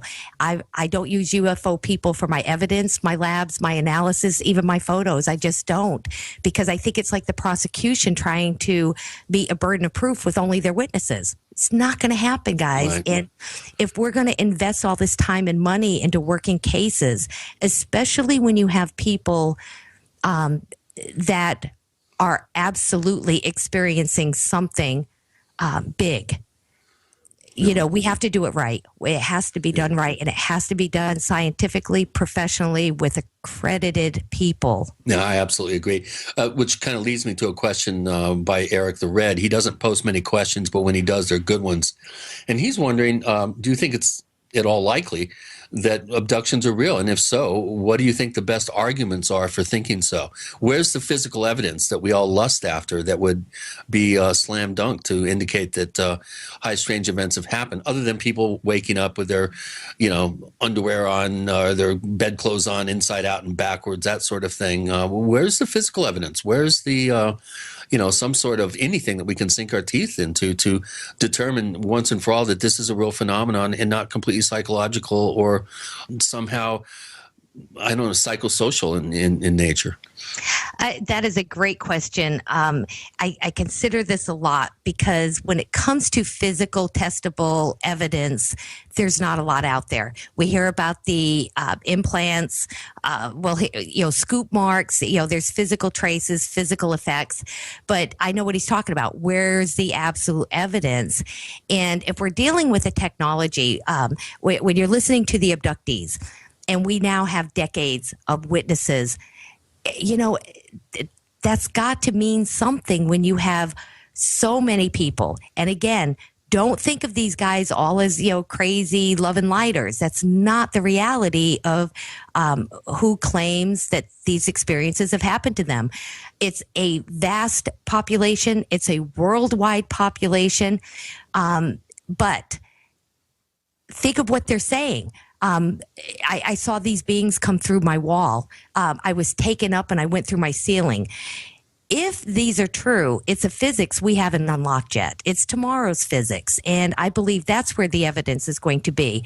However, I can't tell you how many times I'm frustrated as an investigator when I hear of an abductee saying that, well, they come through my door, and the investigator, I called them the next day and they were at my house and they wrote down what I said, but nobody went and, wiped a swab down where the witness will tell you they came in. We have to keep checking if even if evidence doesn't look obvious. For me, if a witness tells me that they saw a being come through their wall, I'd go right up to that wall and start, taking forensics. I would, swab it. I would try luminol. Right. Whip out your blacklight. Yes. You become the CSI person to do that. Let's explore this further about investigating a possible abduction with Chase, Kloetzke, and Gene. And Chris, you're in the Paracast.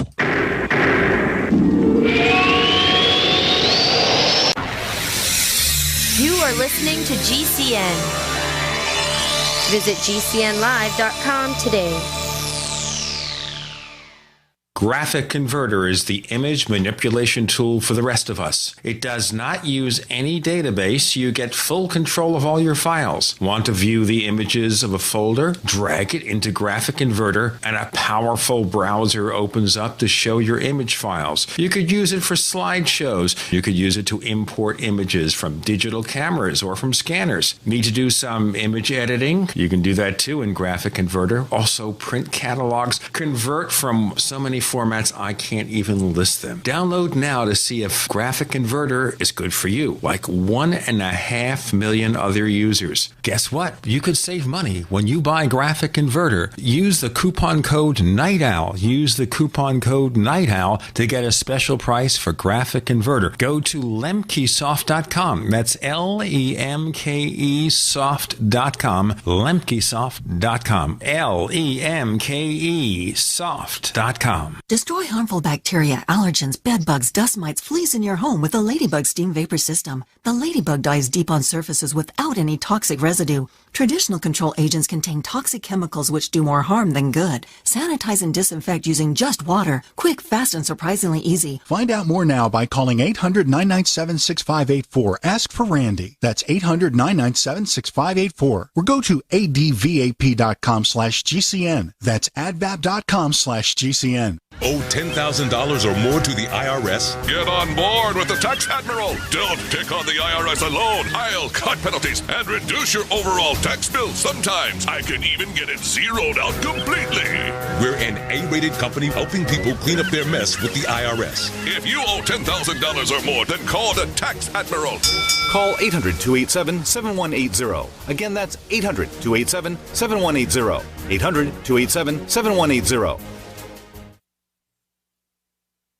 Looking for that edge during those intimate moments? We see many ads for enhancement, but the side effects include death. At GCN Team, we should change the Healthy Body, Brain, and Heart Pack to the Healthy Libido Pack. The brain and heart are not the only organs that require a healthy vascular system. For proper blood flow at the right moment, go to GCNteam.com or call 877-878-4203. That's 877-878-4203. That's 877-878-4203. Are you worried about your mom or dad living alone in their house? Hi, I'm Joan London. Listen, I know how difficult it is to find senior care for someone you love. That's why I recommend a free service called A Place for Mom. They are the nation's largest senior living referral service. Call A Place for Mom today. To receive free information on senior living communities in your area, call A Place for Mom at 1-800-704-6182. A Place for Mom offers free one-on-one advice from local advisors and a personalized list of senior living communities you can visit. If you have questions about senior care for your mom or dad, there's a place for answers, A Place for Mom. Call A Place for Mom in the next 10 minutes to get your free ebook on financing senior care as well as free information on senior living communities in your area. Call 1-800-704-6182. That's 1-800-704-6182. Destroy harmful bacteria, allergens, bed bugs, dust mites, fleas in your home with the Ladybug Steam Vapor System. The Ladybug dives deep on surfaces without any toxic residue. Traditional control agents contain toxic chemicals which do more harm than good. Sanitize and disinfect using just water. Quick, fast, and surprisingly easy. Find out more now by calling 800-997-6584. Ask for Randy. That's 800-997-6584. Or go to advap.com/GCN. That's advap.com/GCN.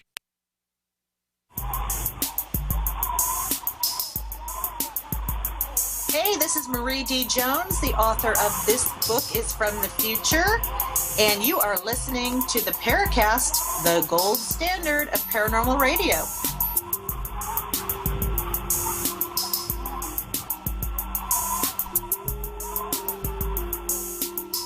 You want to hear our second radio show after the Paracast? There's only one way to do that, and that is to join the Paracast Plus at plus.theparacast.com, plus.theparacast.com. We offer also the ad-free version of this show, all for a modest subscription fee. Check it out, plus.theparacast.com. Chase Kloetzke, Ace Investigator, how's that? It's so great to be with you guys. This is a really good show.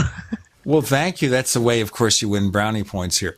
So this is something I've wondered about, too.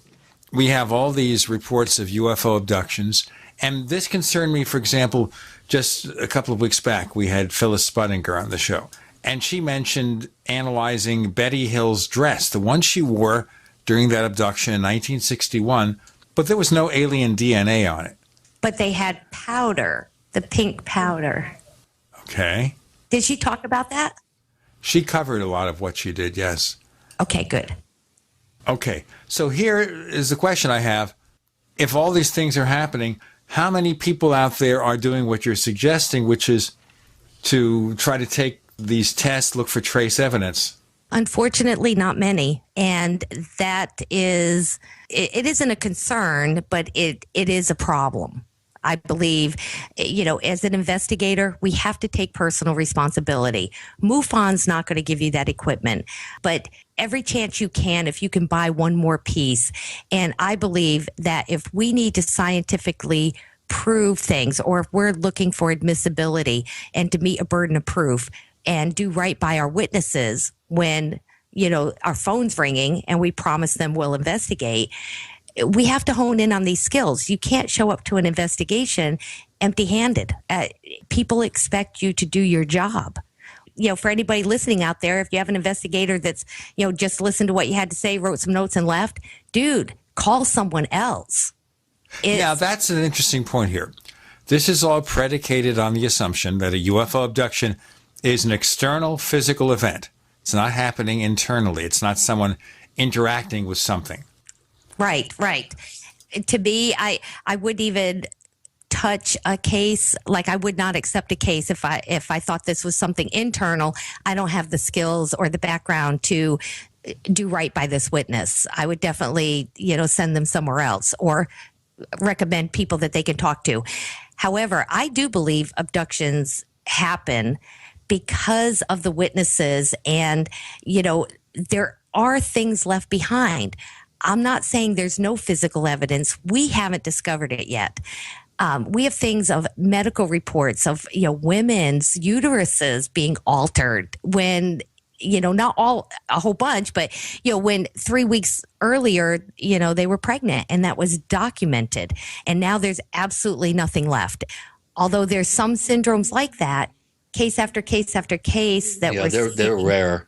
Right. I had a case like that, actually, that there was a missing pregnancy and a stack of evidence. In fact, a comment by the obstetrician, when they examined her, it was like she had never been pregnant.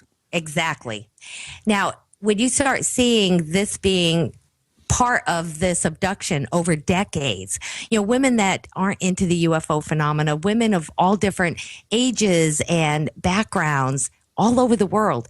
What happens when you take somebody in a village of Bolivia?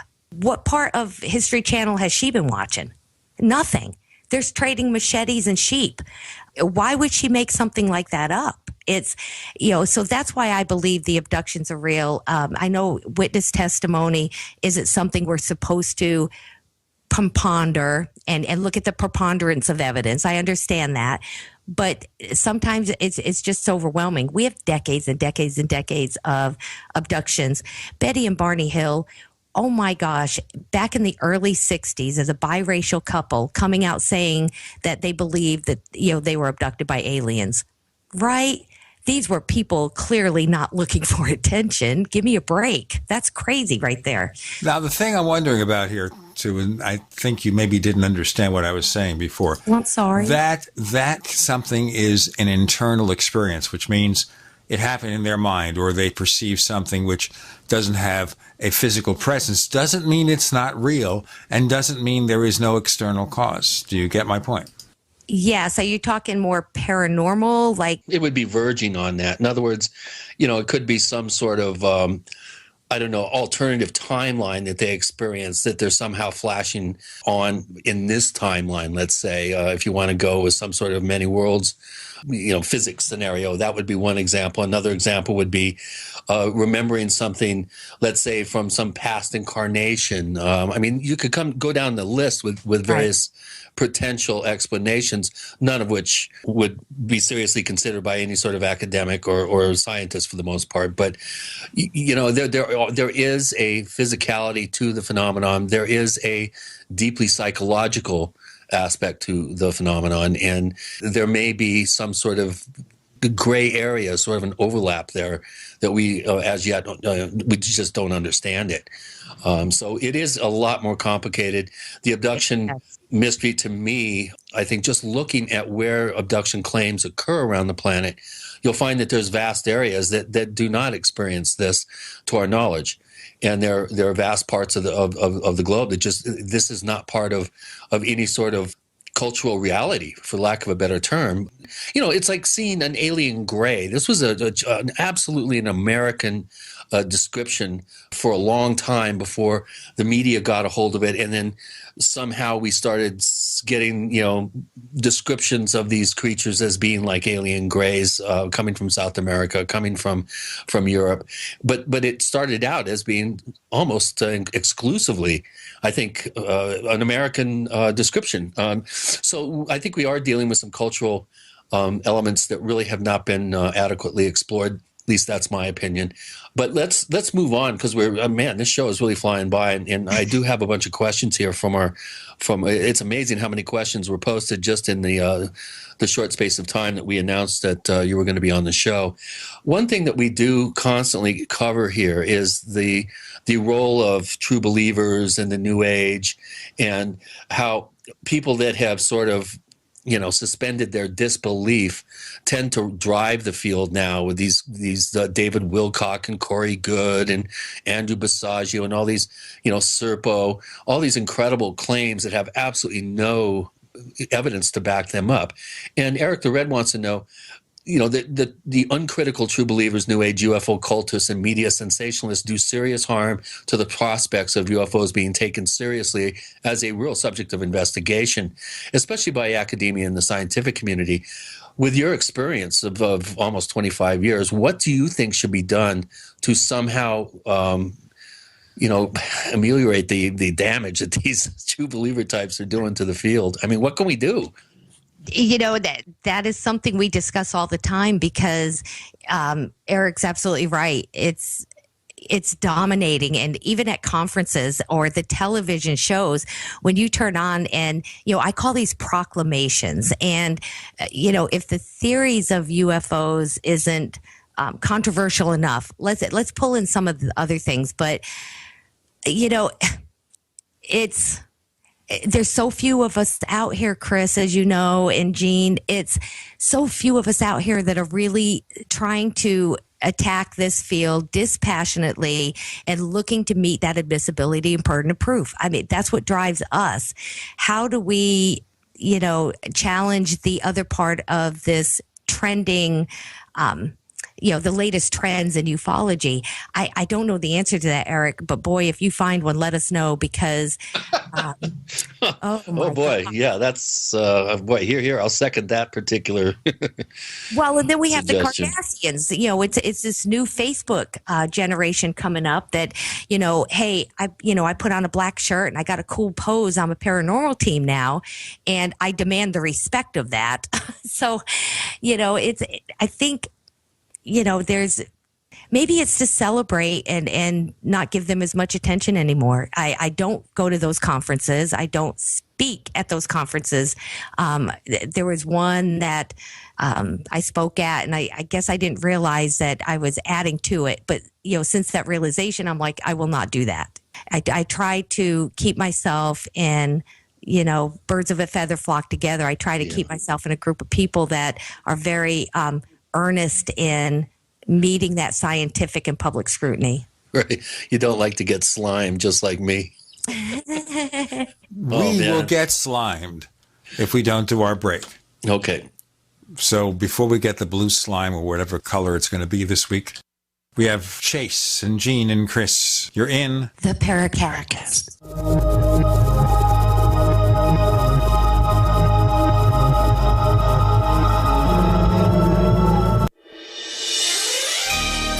Thank you for listening to GCN. Be sure to visit GCNlive.com today. First came Attack of the Rockoids, and it was a critically acclaimed success. And now there is The Coming of the Protectors. A former military intelligence man is contacted by a space woman in a dream that turns out to be a nightmare, because evil forces on her distant planet are planning to conquer the Earth. This is gripping science fiction of the classic kind. Attack of the Rockoids and The Coming of the Protectors. Find out more at rockoids.com. That's Rockoids, ROCKOIDS.com.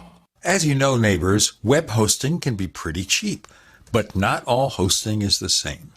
DreamHost wins Best of Awards year after year. You get unlimited disk space, unlimited bandwidth, and even the low-cost plans put your sites on high-performance SSDs. Want to know more about what DreamHost has to offer? Go to technightowl.com/host. Once again, that's technightowl.com/host. I'm Nick Soboleski, a Select Quote agent with a true story that could save you hundreds of dollars a year. A woman named Linda just called. Her husband, Ray, has a $300,000 group life insurance policy, but is changing jobs and can't take it with him. Well, I impartially shopped the highly rated term life insurance companies we represent and found Ray, who is 41 and takes medication to control his cholesterol, a 10-year, $500,000 policy for under $26 a month. That's almost twice the coverage for less than half of what he had paid. If SelectQuote hasn't shopped for your life insurance, you're probably paying too much. For your free quote, call 1-800-403-4885. That's 1-800-403-4885. 1-800-403-4885. Or go to SelectQuote.com. We shop, you save. Get full details on the example policy at SelectQuote.com/commercials. Your price could vary depending on your health, issuing company, and other factors. Not available in all states.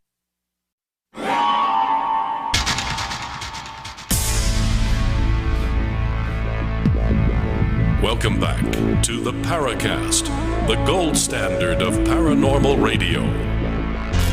And now, here's Gene Steinberg.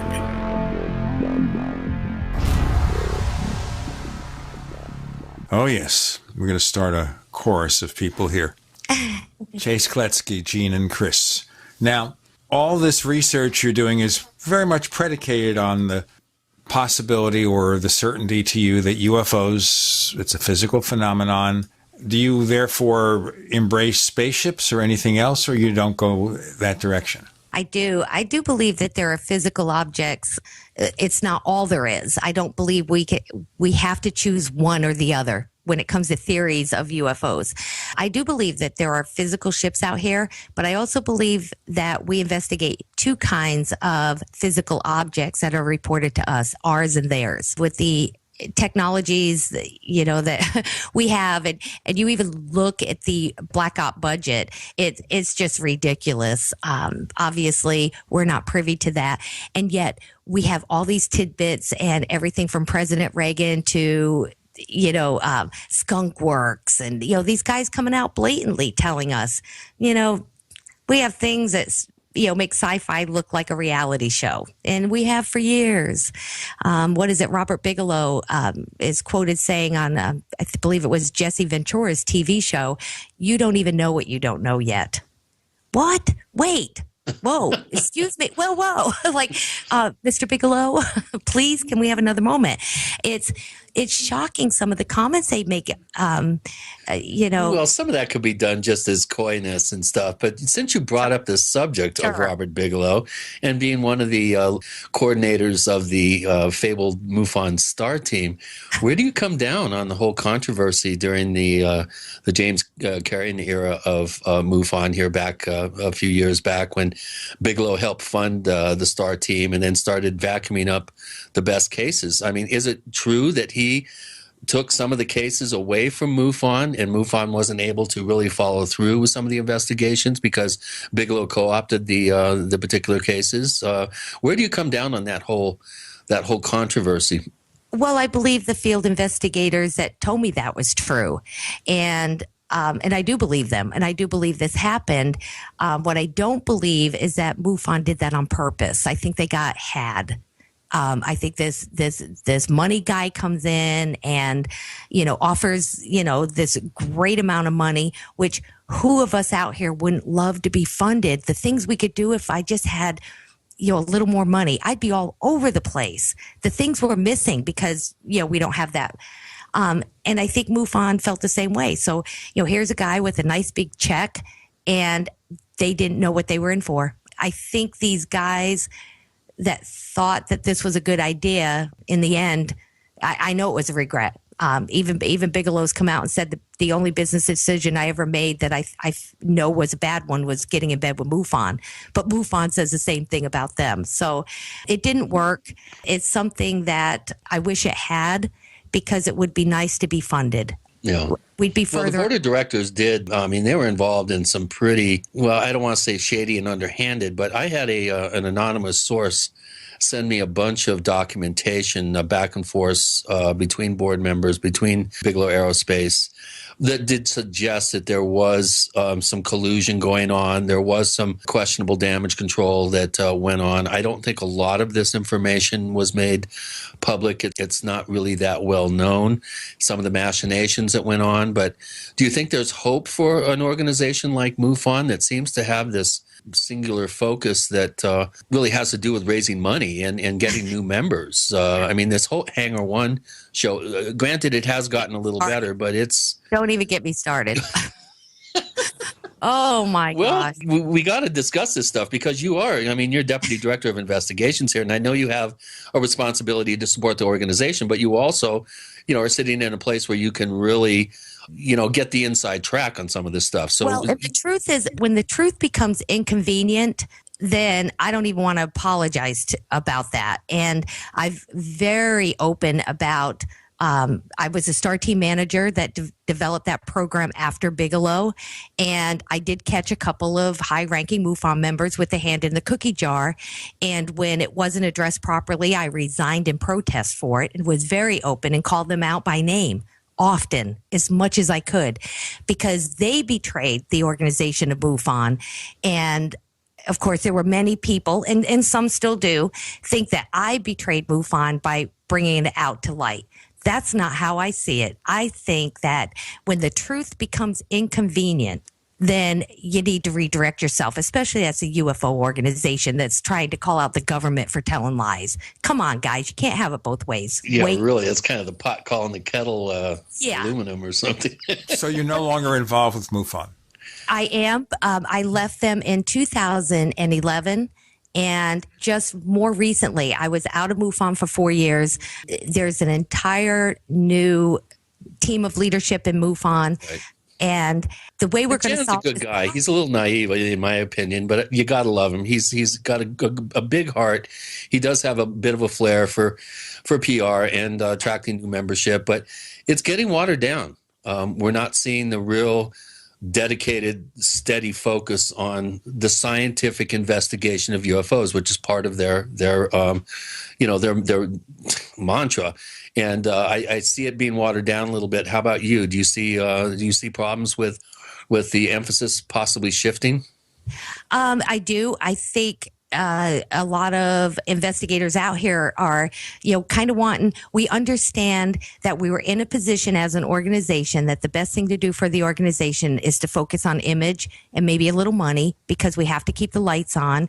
And if you want a professional arena, that costs money, as you know. But at the same time, to maintain that focus as a new direction in MUFON, I believe could be a problem.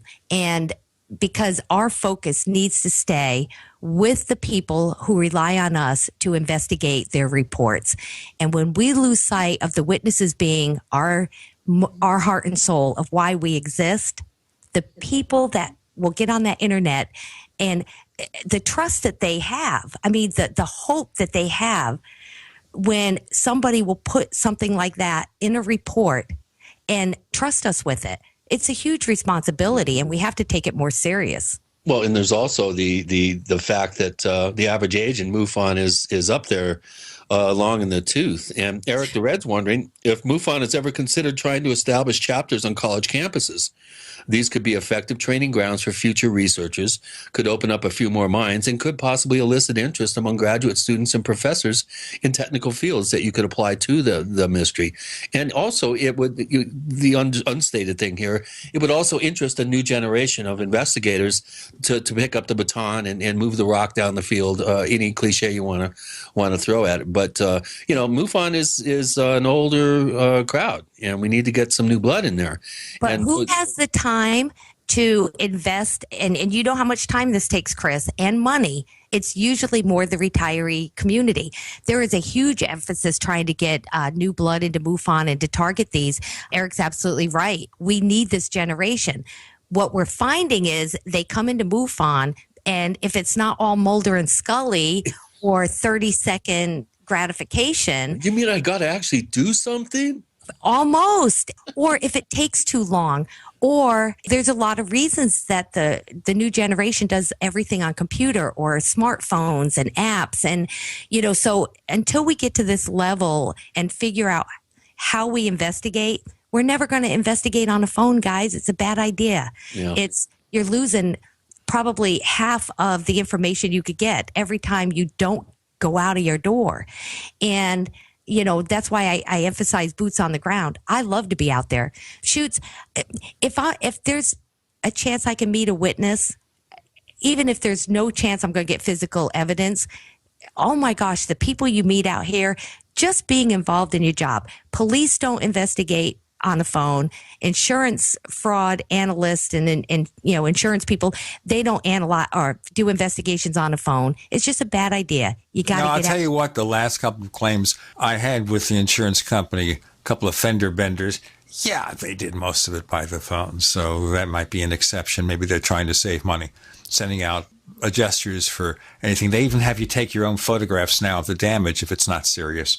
We've got Chase Kloetzke with Gene and Chris. You're in the Paracast. If you're fascinated by UFOs, ancient aliens, archaeological mysteries, ghost hunting, Atlantis, and any other paranormal topic as we are, be sure to check out apmagazine.info each month. Since 1985, it has presented the latest research by top researchers like Andrew Collins, Brad Steiger, and many others, and contains interviews with such leading personalities as Jacques Vallée. Click on one of their banners and check out apmagazine.info. As you know, neighbors, web hosting can be pretty cheap, but not all hosting is the same. DreamHost wins Best of Awards year after year. You get unlimited disk space, unlimited bandwidth, and even the low-cost plans put your sites on high-performance SSDs. Want to know more about what DreamHost has to offer? Go to technightowl.com/host.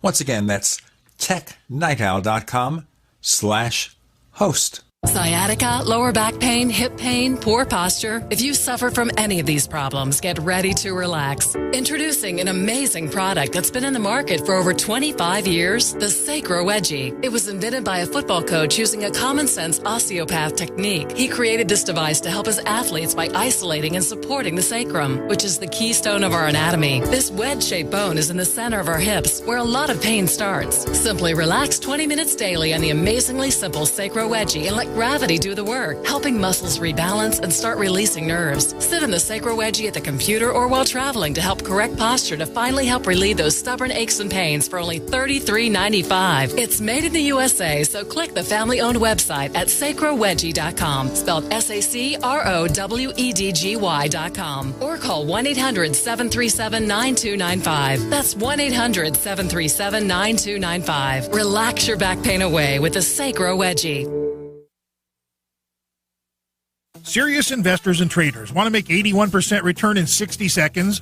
Use the same secret algorithm professional hedge fund managers use to make billions of dollars of profits. Turn $250 into $4,903 in just 7 clicks of a mouse. Our tool is so simple that my 82-year-old grandmother can use it to make insane stock market profits. Go to BigBuckRiches.com. Watch the free video before the hedge funds make us take it down. Go to BigBuckRiches.com. From the Robert Allen System, current returns not indicative of future results. Are you worried about your mom or dad living alone in their house? Hi, I'm Joan London. Listen, I know how difficult it is to find senior care for someone you love. That's why I recommend a free service called A Place for Mom. They are the nation's largest senior living referral service. Call A Place for Mom today. To receive free information on senior living communities in your area, call A Place for Mom at 1-800-704-6182. A Place for Mom offers free one-on-one advice from local advisors and a personalized list of senior living communities you can visit. If you have questions about senior care for your mom or dad, there's a place for answers, A Place for Mom. Call A Place for Mom in the next 10 minutes to get your free ebook on financing senior care as well as free information on senior living communities in your area. Call 1-800-704-6182. That's 1-800-704-6182. Are your Google search results killing you? Unflattering content in blogs, news articles, online reviews, social media, or other sources can jeopardize your reputation, your business, and your livelihood. Let Reputation.com help. Our patented technology will make the truth about you more visible while pushing down unwanted negative content. Improve your Google search results. Call Reputation.com at 1-800-831-0771 for a free consultation. That's 800-831-0771. We'd like to hear from you. If you have a comment or question about the Paracast, send it to news@theparacast.com. That's news@theparacast.com. And don't forget to visit our famous Paracast community forums at forum.theparacast.com. So what do you think of that phenomenon, Chase, just in terms of investigation where you take the photograph yourself, you do all the work, but you pay them anyway? That's why I get, 15% off at Geico. I don't know. I have,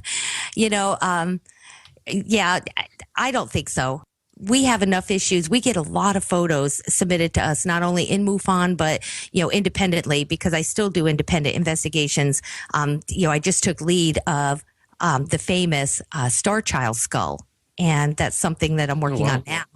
And we do get people, everybody has a cell phone now. So, we're getting a lot of photographs off iPhones and, just this new technology. And it's okay. It's working. There's a lot more evidence coming in with some of these accounts because of these new little tricks of the trade with our witnesses. I love it. But to completely do an investigation, it probably costs more money for the for the company to send somebody out to look at that and do that investigation than it is to verify, he really does have a ding, give him the money, we're good.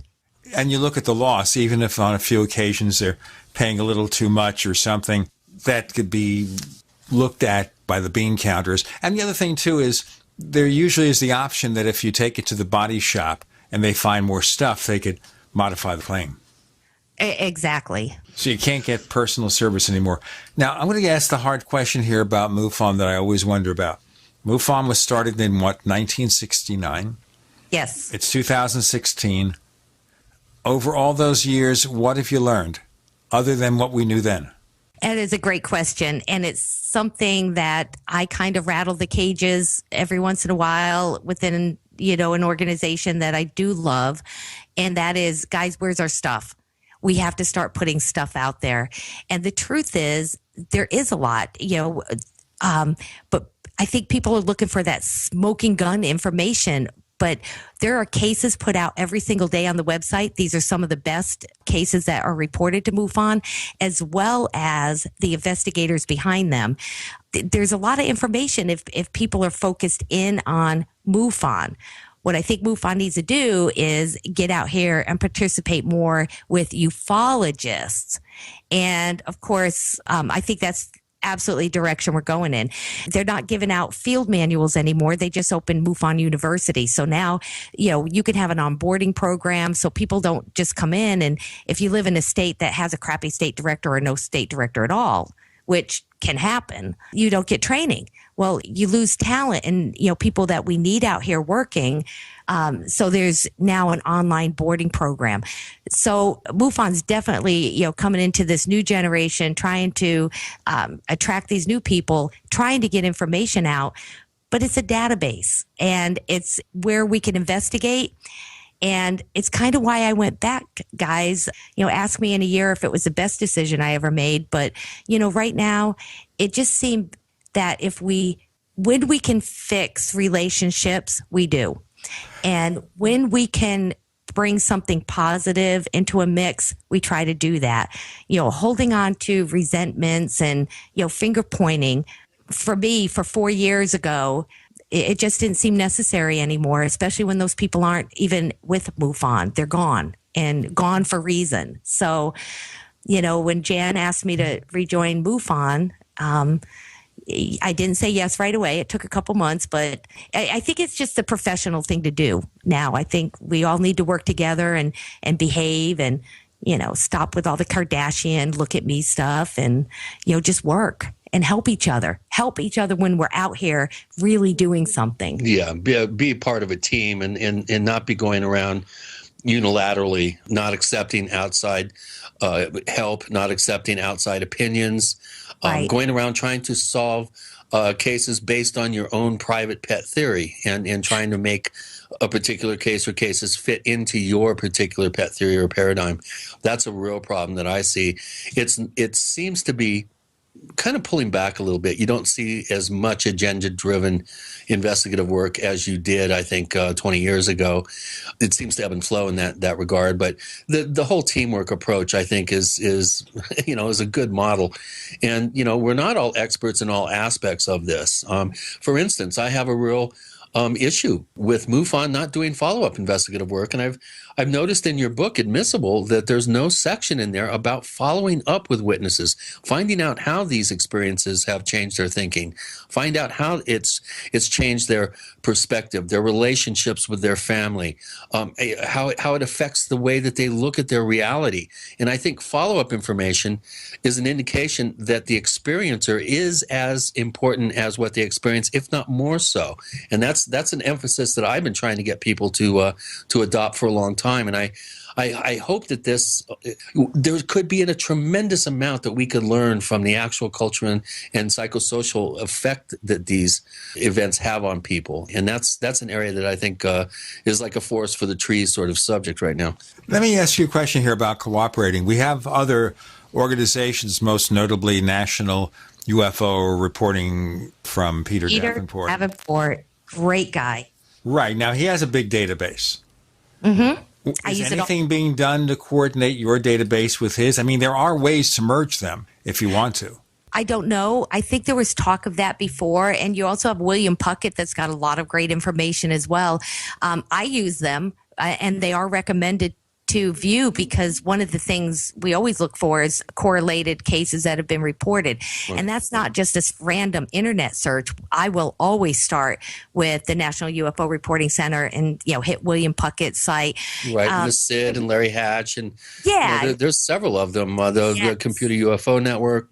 What I'm saying here is not just have the separate databases, but find a way to merge them so you have one database, and that way you may be able to look at contradictory versions of one case or fill out something where somebody in one city sees something, they go to the National UFO Reporting Center. Another person in the same city, maybe 3 blocks away, he's got the case reported to MUFON. Yeah, it's happens all the time. You bring up such a great question. And, I think Peter Davenport is very happy with the database because, his is information only, where MUFON, each case is assigned an investigator.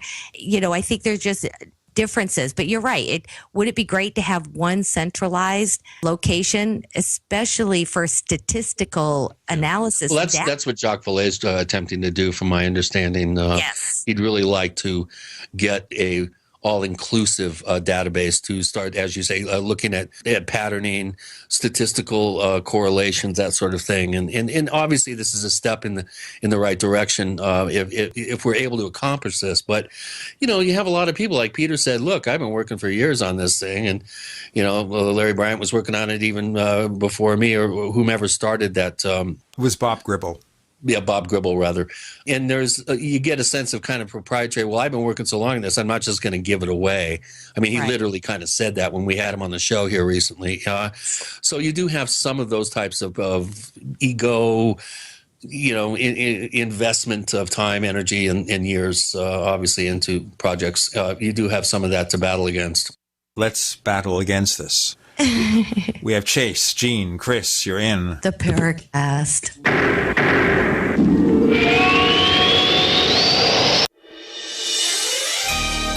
Thank you for listening to GCN. Be sure to visit GCNlive.com today.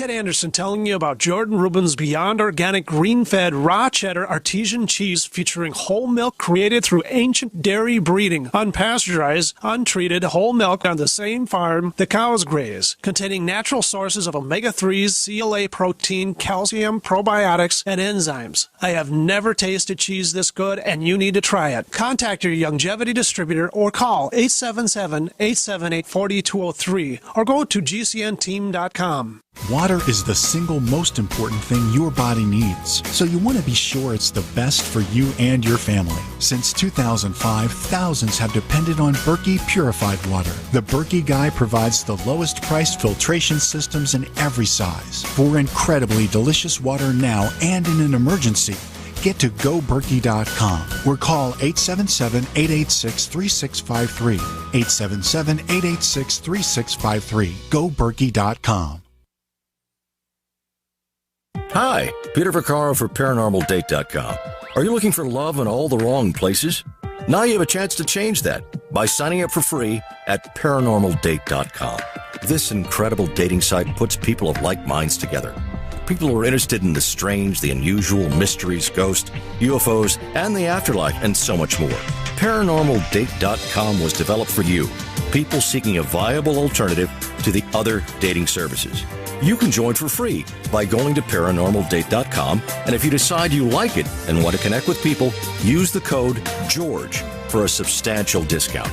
Mark Rawlings, president of ParanormalDate.com, says so many people hunger to share their experiences about the paranormal, the unexplainable, or the afterlife, and so much more, and this is the source for them to meet and share that common interest. So sign up for free at ParanormalDate.com, ParanormalDate.com, and use the code GEORGE if you decide to connect with someone you like. Owe $10,000 or more to the IRS? Get on board with the Tax Admiral. Don't pick on the IRS alone. I'll cut penalties and reduce your overall tax bill. Sometimes I can even get it zeroed out completely. We're an A-rated company helping people clean up their mess with the IRS. If you owe $10,000 or more, then call the Tax Admiral. Call 800-287-7180. Again, that's 800-287-7180. 800-287-7180. It's about time something new came along for better selling and buying online. And I found it. What now, Marge? It's buysellmakeoffer.com. Never heard of it. It's a brand new company. That's why you've never heard of it. It's the newest and best way to sell any products online. I did all the research. Sell my car? Yes. Our home? Yep. My golf bag? Your golf clubs. All of them. How about your purse collection hoard? Hey, now. You said any product. Right. I did. We get 30 days free. Really? Packages starting from only $7.95. And buysellmakeoffer.com will never charge item fees ever. Never. And this is cool. Listen to this. You can even use Skype or video to show your items. That's cool. Yes. All we have to do is go to the website, sign up, and then load our stuff to sell. I love this site. Buysellmakeoffer.com. Buysellmakeoffer.com. You got it? Buysellmakeoffer.com. Buysellmakeoffer.com. Better selling, better buying. No other network provides the level of customer service we do. When it comes to radio advertising, we are your one-stop shop. And no matter how big or small your business is, we can help.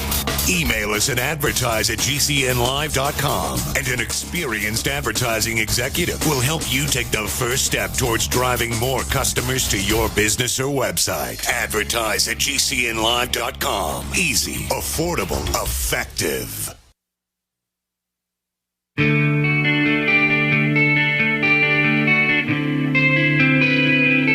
This is Jerome Clark, author of the UFO Encyclopedia and other books.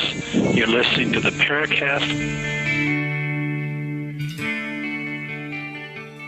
With Chase and Gene and Chris, we're exploring UFO investigations.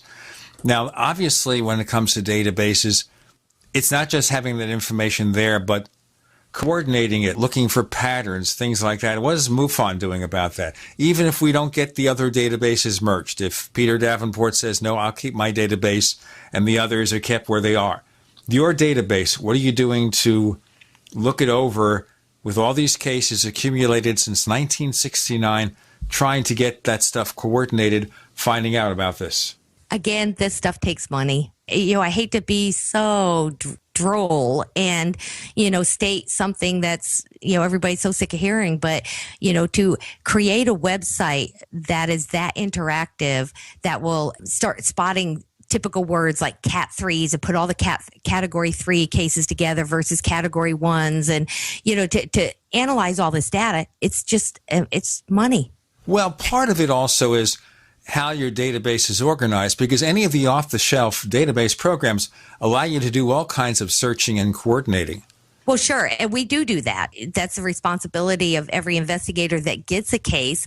And of course, when we're done with our cases, we have chief investigators and, state directors, and all of this should be scrutinized. And if we're paying attention, then we're going to spot these things.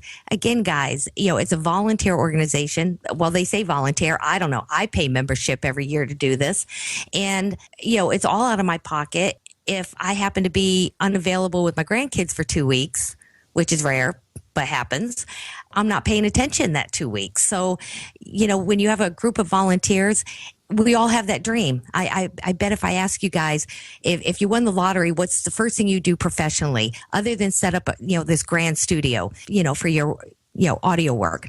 But would you not get a team of investigators together with the best equipment, every accessibility you can give them in a beautiful place, offer a library?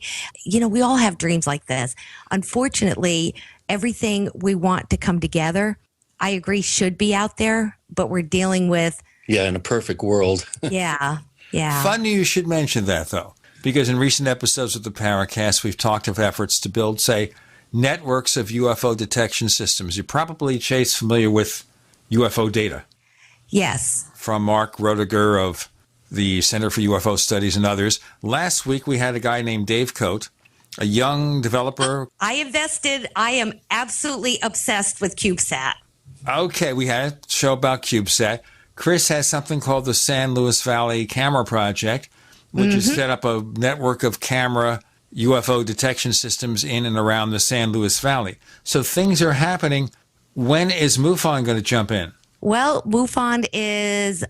They've helped, us acquire equipment. They've only put up $300 or $400 in total, but they have channeled money through the 501c3 from a benefactor who's given quite a few $1,000s to help the project get off the ground, to help pay for the development of software. So in an ancillary sort of way, they are helping. But again, as Chase said, they just don't have the deep pockets to be able to fund projects to the extent that I think you're suggesting. Excuse me, Chase, what about crowdfunding projects? Or about going to Indiegogo, going to Kickstarter, and setting up a crowdfunding plan?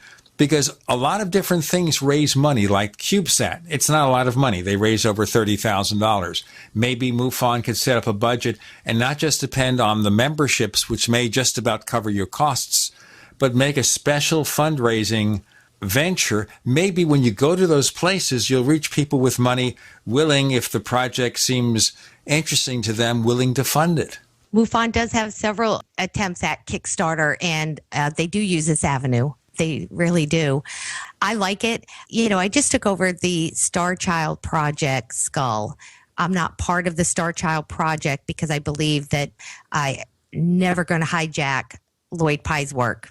I'll tell you what, we have been very skeptical of it. We've had people on the show who have found it wanting, shall we say. And what I'm doing is respectfully archiving his work, and I'm starting at square one because this skull is anomalous. Now, why it is, I don't know, but you clearly look at it and something's going on. It's so different looking. And there are 30 variances. There are 30 visible variances that the Star Child skull presents versus human. Now, with all the study that we have going, I know that in the past, the Star Child Skull Project raises money. This is not what I do. The whole fundraising thing, I understand as a corporation or as an organization like MUFON. CubeSat was brilliant doing it. I love those guys. They're on it. They're onto this. And Chris, your project's extremely worthy of investment.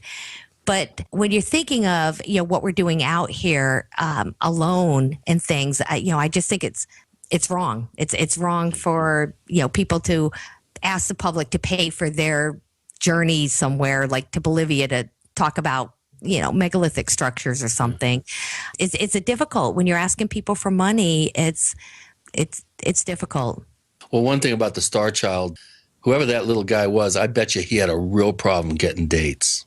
Well, and, that's the one thing that, maybe it's a mom thing in me, but when I looked at the skull, human, not human, whatever, if this was a completely diseased child, he didn't have it easy.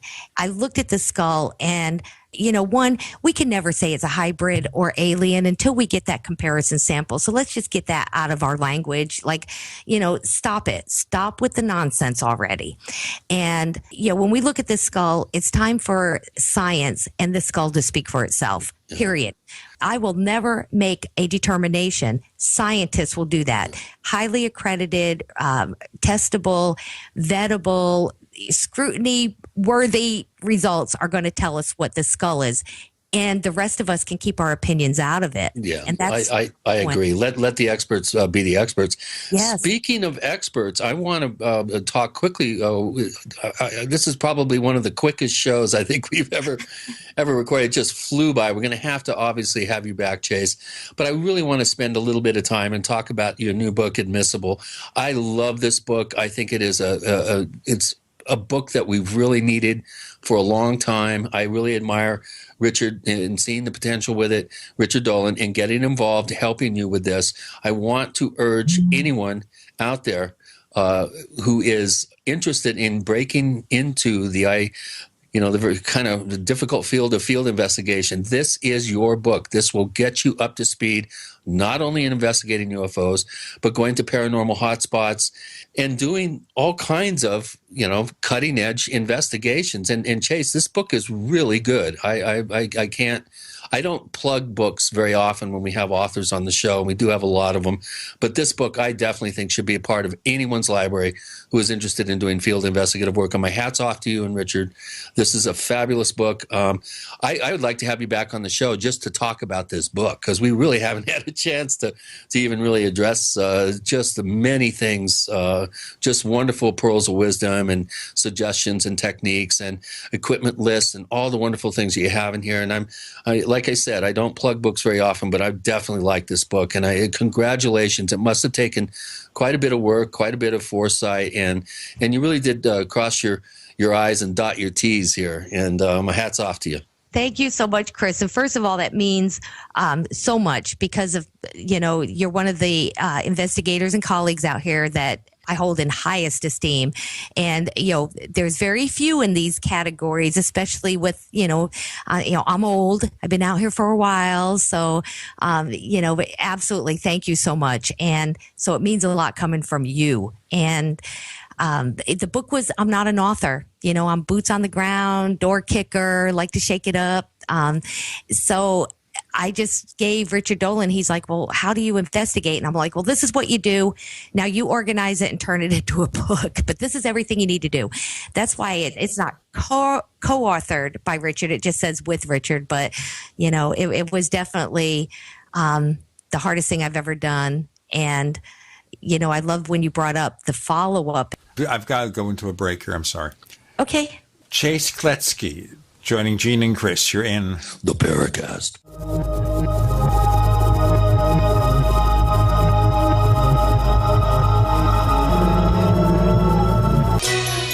Thank you for listening to GCN. Visit GCNlive.com today.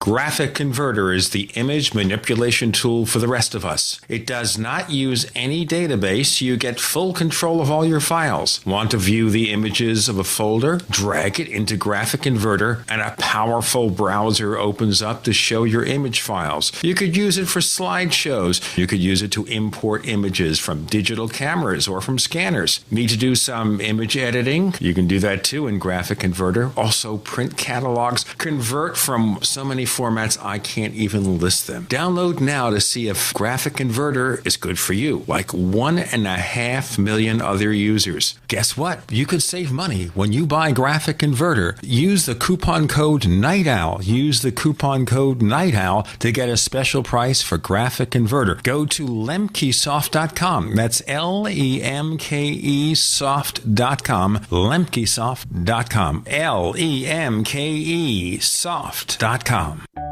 This is Holly Thomas, Group Vice President of Cause Marketing for Macy's. Our company is working together with the March of Dimes through March for Babies to raise money and awareness about the serious problem of premature birth in the U.S. That's why Macy's is committed to raising funds through our employees, customers, family, and friends to improve the health of moms and babies everywhere. Won't you please join us in March for Babies? Start a team today at marchforbabies.org. Serious investors and traders want to make 81% return in 60 seconds? Use the same secret algorithm professional hedge fund managers use to make billions of dollars of profits. Turn $250 into $4,903 in just 7 clicks of a mouse. Our tool is so simple that my 82-year-old grandmother can use it to make insane stock market profits. Go to BigBuckRiches.com. Watch the free video before the hedge funds make us take it down. Go to BigBuckRiches.com. From the Robert Allen System. Current returns not indicative of future results. This is Dan Pilla. Do you owe the IRS money you can't pay? Are tax debts crippling you? I've defended people from the IRS for over 30 years. I've helped thousands, and I can help you too. I wrote the book on IRS settlement, and I'm telling you, there's no such thing as a hopeless case. Call 800-34-NO-TAX to finally get free of IRS debt. With the IRS's new programs, there's never been a better time to solve your problem. Call 800-34-NO-TAX. That's 800-34-NO-TAX, or my website, danpilla.com. I'm Nick Soboleski, a Select Quote agent with a true story that could save you hundreds of dollars a year. A woman named Linda just called. Her husband, Ray, has a $300,000 group life insurance policy, but is changing jobs and can't take it with him. Well, I impartially shopped the highly rated term life insurance companies we represent and found Ray, who is 41 and takes medication to control his cholesterol, a 10-year, $500,000 policy for under $26 a month. That's almost twice the coverage for less than half of what he had paid. If SelectQuote hasn't shopped for your life insurance, you're probably paying too much. For your free quote, call 1-800-403-4885. That's 1-800-403-4885. 1-800-403-4885. Or go to SelectQuote.com. We shop, you save. Get full details in the example policy at SelectQuote.com/commercials. Your price could vary depending on your health, issuing company, and other factors. Not available in all states.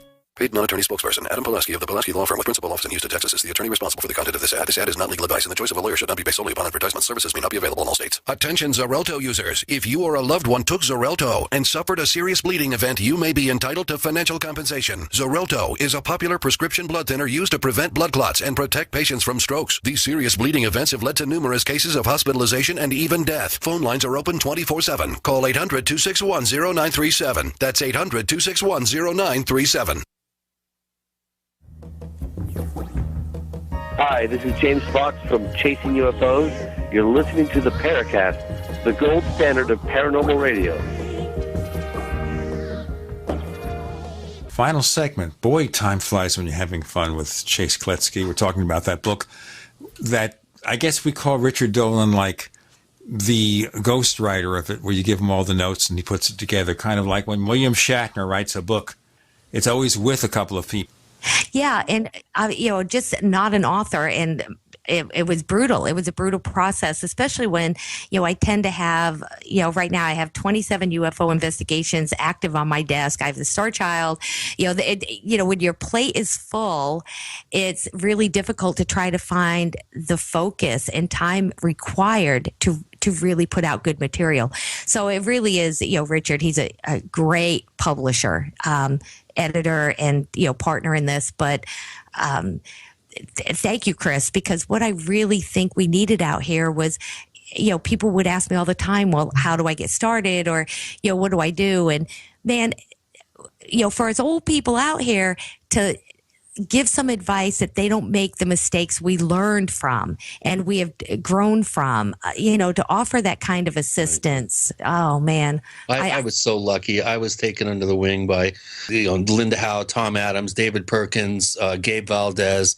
I mean, I was so fortunate to have these really smart, experienced people to give me pointers, to give me suggestions, to allow me to hone my investigative skills very quickly, and to be a creative thinker, and only allow myself to go where the evidence and the data would lead me. And I think a lot of people are getting miseducated by the internet, by the media. They have a false sense of what this subject matter is about, and they go off ill prepared, and they can do more damage than good when it comes to the deep psychological implications that some of these cases elicit in people, in witnesses and experiencers.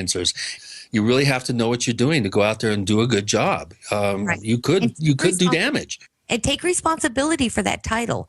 And, that's probably the biggest message that I have as, the older one is take responsibility, guys. If you want to be an investigator, be good at it or don't bother. Take the responsibility. If you don't feel like you're getting proper training, I had no one. I would have killed for someone like Linda to work for. That would have been amazing. But if you don't have that, take responsibility. And don't be afraid to contact somebody you look up to out here. I had that same little giddy, the first time I met Richard Dolan and Linda and Stanton Freeman. You almost want to not approach them because, oh my God, that's Richard Dolan and Linda Moulton Howe.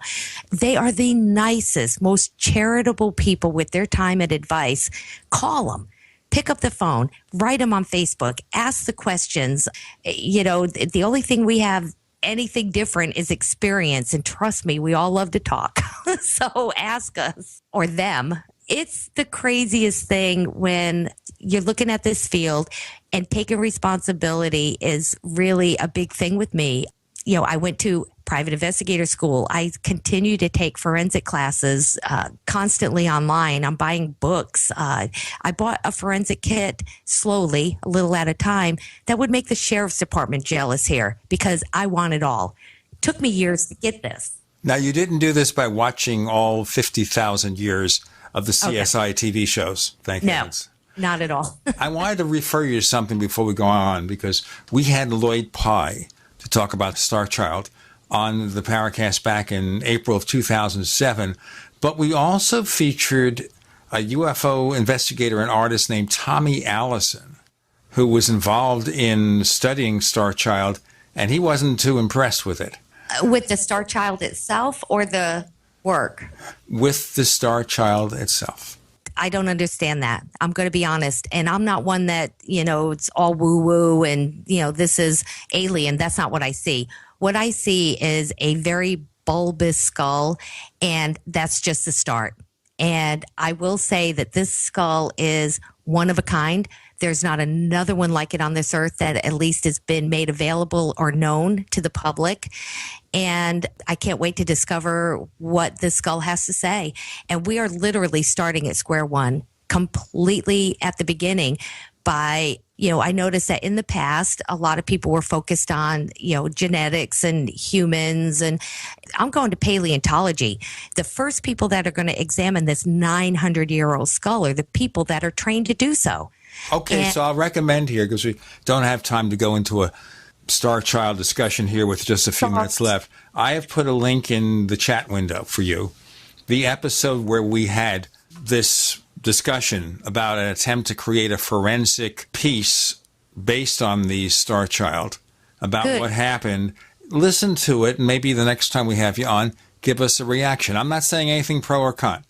No, I appreciate that you can't make a decision about something that you haven't fully investigated, but use this as an example. You may tell me this guy is out to lunch. I love skeptics. I love them. They keep me honest. We have it there, and our listeners, again, it's May